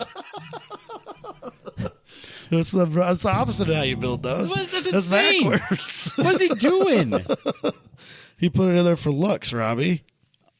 What the hell? That won't pass tech in a drag strip either if it's No. fast enough. Which it's not. That's crazy. No. Absolutely not no. I would rather have no Just cage. take that out, Robbie. It's not that hard. You're better off without it at this point. Take it off and throw it away because you should not put that back. Don't on the even market. sell it. Just No, throw it away. Throw it away. Every time I see a harness bar or something for sale, I want to just message them and say, just throw it away, man. Don't put that on somebody else. I wish I had the money to just buy those and throw them away. We We should start a 501c. I like it. It'll be our man. charitable work. Apparently, E-Man wants to kill me. Apparently, he wants you in a 240 again. There's no way, Robbie. 81 buys this. Toyota Corona. Selling the car because I never drove it. Oh, as a 3SGE Beams motor. That's actually really cool.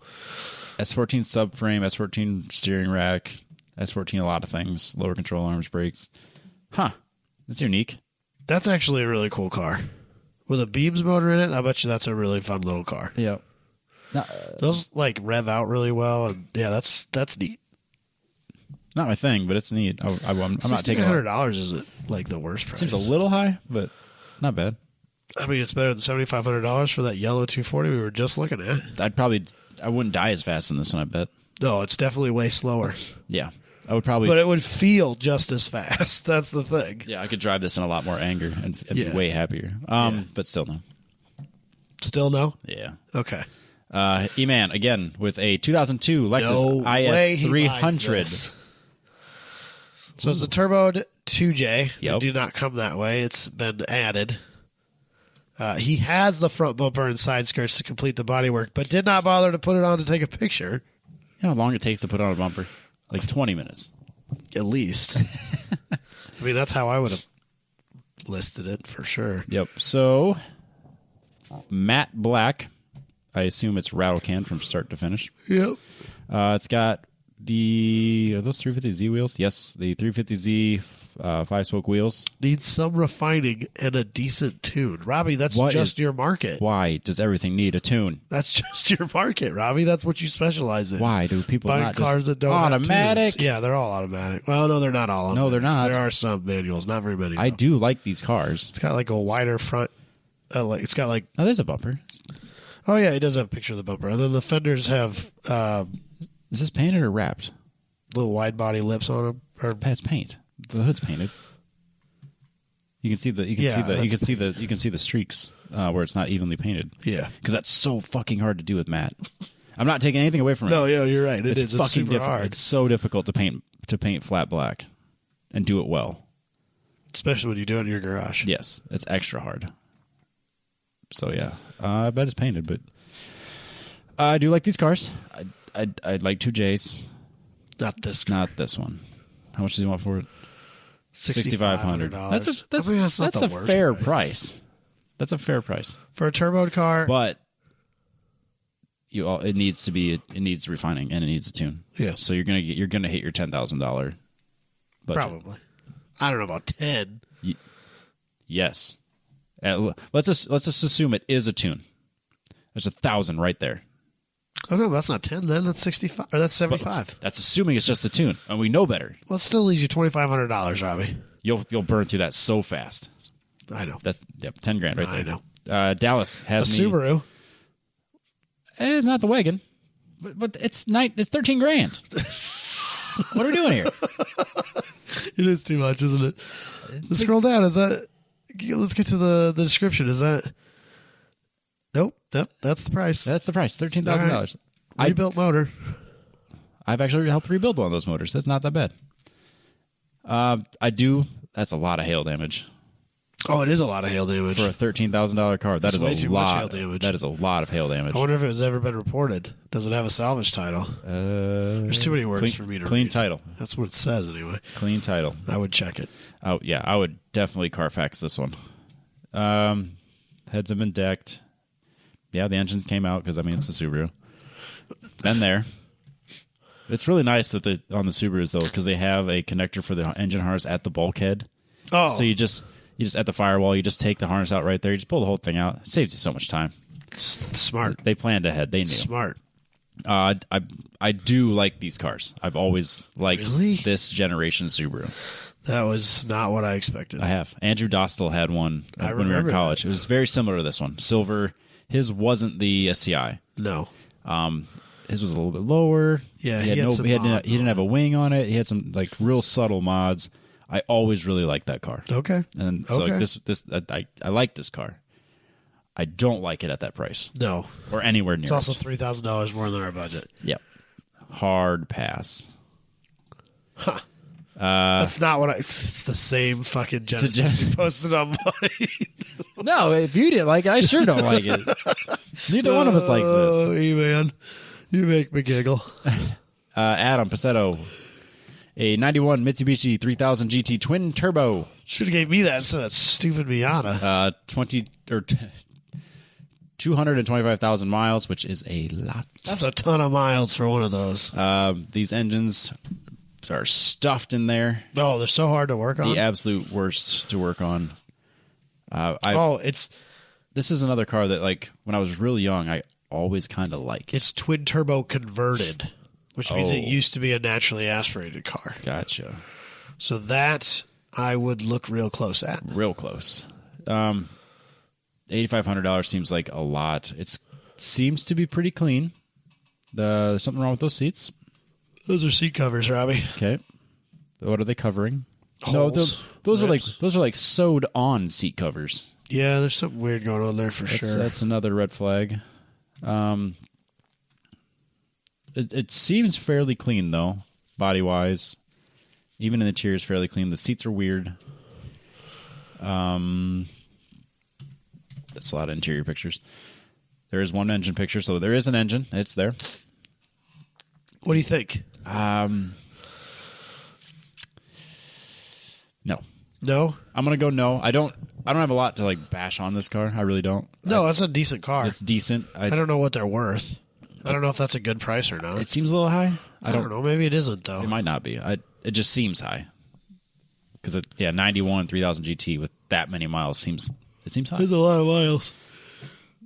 Oh, sorry. Yeah, that's a ton of miles. Yep. The last one, Dennis. You're not going to win with this one. Why does everyone think I have do I love convertibles? And Italians. I can get behind an Alpha. I can. Not this one. An Alfa Romeo. An Alfa Romeo Spider Veloce. Something like that. 86. That's probably wrong. That's where we need Michael back. Yeah, 1986 for $10,000. 56,000 miles. That convertible. It is ugly, real ugly. Bro. Not Robbie. brown interior. That's not ugly. Those are classic, timeless, classic shapes. Maybe if it was like a fastback. That is Not a convertible. That Like, is this a more sporty, Ugh. fun-looking Miata. I would rather have a Miata. No way, dude. Way. No way. I'd much way. rather have this thing broke down on the side of the road. Yeah, if this is $10,000, you better have 20. Well, you need $10,000 just hanging out. Yeah. I mean, you don't need it today, but you'll need it tomorrow. You will. You'll need it tomorrow. You'll need every But today, to buy it, you don't need that. I don't know. To drive it, you don't need it. Yeah. But to drive it tomorrow, you probably do. Yes. Scroll down a little bit. All right. Comes with fender covers, seatbelt covers, a license plate bracket, 2 sun visors, car cover, So I saw the list of things. no AC. I saw the list of things, and I thought that was a list of things he's recently replaced. Nope. It's not. No, those are See, just extras. I was fully prepared to argue for its case. That's not helpful, though. It was recently inspected and registered in Texas. Good for it. So maybe it'll rust. Brand new tires all the way around, Robbie, so you don't have to worry about that at least. Good. Great. Just a couple weeks ago. Which was... Oh, yeah, actually 3 weeks ago. So where are we at, Robbie? Are we really buying somebody's Project 240SX with a boss kit and a carbureted V8 in it? Is that really what we're buying, Robbie? Yes. Oh, my God. Well, when these are the options... Oh, my God. Oh, how about we go back and just scroll through the options one more time? Well, okay, so how about this, Start Robbie? at the top here. How about this, Robbie? Both lists. Would you buy the van? No. The camper van? No. No? No. I'm into this car. Okay. With our fake rules. Right. Assuming I have 10 grand, I could have this car where I want it. Not where I want it, but like I could have this car. You could drive it to work. Ready for 10 grand. You could drive that to work in the spring for 10 grand. Yeah, I'm making a lot of assumptions on his post that it's exactly where he claims it is. Right. And if that's true, I firmly believe that I could have this car for 10 grand. And because of that, I'm in. Okay. Everything else in there was hot garbage. So scroll down a little bit. Give me the full description. So it says here, if this car does not sell within this week, I am taking it down. It was listed 3 weeks ago. It's time to make a deal. Yeah. It's time to make a deal, Robbie. I don't know, man. Dude's got a ton of work in it. I'm legitimately impressed with how good the body looks. Someone took some time. It's got a lot of work put into it, for sure. And that price is extremely fair. Even for a carbureted V8. Yes. He specifically says it's a crate engine, so I wonder if it's a 0-mile motor, because it looks really clean. It does. Which... I mean, all the accessories look brand new. Yeah, it's a carburetor, but it's a 0-mile motor is hard to argue with. It really is. No, I think there's $10,000 worth of fun there. After a few weekends of work. Okay. Can't believe you're buying somebody's. Oh, I'm sorry. Do you want me to pick all these other ones that don't even run? Yeah. Well, or the one that's going to get me killed? I don't know what I did to E-Man. I like how popular topics in our group are hashtag stir the pot. Yeah, that's the number one. That's the number one popular topic. So let's wrap it up, Robbie. Yep. I want to remind everybody to head over to apextrackcoach.com. Use the code 10tenths. Look at this Gen 2, Robbie. It's so sleek. I love it. It is so Very good. Nice. Yeah, you update your app. You get because I had to update my app because I hadn't done it forever. So I updated to use the Gen 2, and there's all sorts of different settings you can change. So you can do it so that it does predictive lap. Yep. So it's kind of like on iRacing. So it does it kind of it leans to the right and green and shows you that you're improving on your best lap. And there's actually a lot more different features that you can like change how you're using it as a predictive lap timer. And then with the like crew view and stuff. I know Scott Robertson takes advantage of that with Becky as his crew chief, so she can watch him on crew view and he gets live telemetry. Yeah, and that's part of the subscription service. Yep. But if you don't want to be part of the subscription service and you don't have a chance to get the unit yet, you can actually just download the app, and then that's free, and then you can use it kind of like you would use a Harry's lap timer. Yep. Obviously, it's using your phone, so it's not quite as accurate, but it's a great idea to get basic data, see what the app has to offer, and then once you realize what it's capable of, then you can upgrade to the Gen 2. And then you can just go TTP 10 tenths. Yeah, 10 tenths. Use the code 10 tenths. You get 10% off with basically a free window mount and some money off. Yeah. Again, that's apextrackcoach.com. Adam, how do you want Robbie. Do you want to wrap this up? Yeah. Let's wrap Robbie's closer. Let's wrap this up, Adam. What sort of diabolical thing are you going to make me do this week? I kind of forgot about it, to be honest. Okay, do you have one? Are you ready? Yes. Okay. Do you eat mac and cheese with a spoon or a fork? God. And bowl or plate, because that also is a thing. That is a good question. Plate, fork. plate? Yes. You put it in a bowl. No, you eat it with a fork on a plate. You eat it with a fork? Yes. On a plate, because I'm an adult, Robbie. No, because then you're like, are you? Only time it's on a plate is if you have other things. Well, you make mac and cheese and peas and you mix them together. No, you put it in bro. No, you put it in a bowl. Don't tell me you're cutting up hot dogs. No, but you put stuff in it. Then you can put like hot sauce and sriracha in it. No, I don't do that. I'm a bitch, remember? I know, I understand you don't like spicy things. And I'm fine with it. We're not arguing that right now. But like peas. Not peas. Oh, for sure. So good that way. No. Yeah. I like it in the bowl, and then you can put stuff in it, and then you put your sriracha on top, and then you just stab it with your fork. I think we are. Oh, absolutely. You eat it with a fork because you're an adult. Yeah. A spoon? Eat with a spoon. There's only one thing you could eat with a spoon. Ice cream. Oh, okay. I forgot about that. Cereal and ice cream. Those are basically your things. And soup. Depending on the soup, sure. Okay. Like ramen, you need a fork or chopsticks. I've never eaten ramen in my life, Robbie. Really? Never once had a ramen. Not even like, I was going to say authentic, but no, of course not. Oh, definitely not authentic. Definitely not real ramen. Yeah. But I've never had like microwave 50 cent a piece. Never had one. Dude, I've survived. I've never been that broke. I still eat it. I survived on Totino's pizzas instead. We do DiGiorno's now because they're like $5. I quit buying cheap pizzas. Cheap frozen pizzas. I'll do the DiGiorno's. Like we buy. They're okay. We get I'm not one saying of those they're every great. once in a while. I really like. They have a new one that's a croissant crust. Top notch.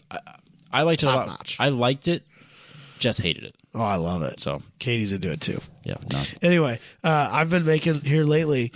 You can buy pork ass, right? Yeah. Pork butt. You can buy like Like what you would smoke. smaller ones, like what you would smoke. But I don't have a smoker because I'm not quite that level of adult yet. It happens. Because I feel like if you're a white male in your mid-30s, you're supposed to own a smoker. At least one. Yeah. I haven't made it to that point in my You have mid-30s. a grill, a smoker, and probably are doing some microbrewing stuff. If you're a drinker. I don't do any of those three. You don't have a grill? No. Really? No. Man. I make my steaks on the stovetop and in the oven like a man. I like that. Kind of like that pan-seared stuff. Booty's going to be so proud of me. Yeah, he does that. Yeah. He made me steak like that He's once. going to be so proud of me when he hears this. I'm excited. Nope. But anyway, I've been making those pork butts in my crock pot. Ooh. Yeah. Get them all like seasoned up and then put them in my crock pot. Just go to work. Yep. Then I come home and you get so good. It just tears apart so easy. It falls apart. And I had a bunch of that left over. Yep. And my son wanted mac and cheese. Yes. Mac and cheese with milk. That's his. So we have Easy Mac in the house for him. Of course. I won't eat it. No. Because it's garbage. It's hot garbage. Yeah. Literally. But, and even he like knows the difference. So he talked us into making mac and cheese with milk, which is what he calls regular mac and cheese. Okay. Because that's the only difference in his mind Of is course. that you use milk instead of water. Yep. That's good enough. For a 5-year-old, I mean, that's a pretty good. It's not bad. He's got it. But I had some of that pulled pork stuff left over, so I threw that in the microwave and warmed it up, put it in my mac and cheese. Bro. So good. Gourmet. I'll throw blue cheese in there once in a while. Ooh, that's interesting. Yeah. I'm not really that much of a blue cheese guy. It's very hit or miss, and I totally understand that. I like it. I don't question why people don't like it. I'll eat it in small doses. I like it on things. Like I could see it in mac and cheese. That wouldn't be too bad. I got friends in Colorado that I was friends in college with. They have a food truck called Mac and Noodles. Uh-huh. And one of theirs is like I think it's almost like a buffalo chicken mac and cheese with blue cheese. But they have like, all these odd ones. And I have not made it out to Denver yet to have it. But I see him post about it, and I want it. I want it. But it's in a bowl with a fork. Interesting. Like it should. No, on a plate. You can't serve from a food truck on a plate. No, I agree with that statement. You can serve it in a styrofoam container, but then that's basically in a bowl at that point. But no, not bowls. Plates. Bowls. Plates. And a fork, for God's sake. Grow up. God. We'll catch everybody next week.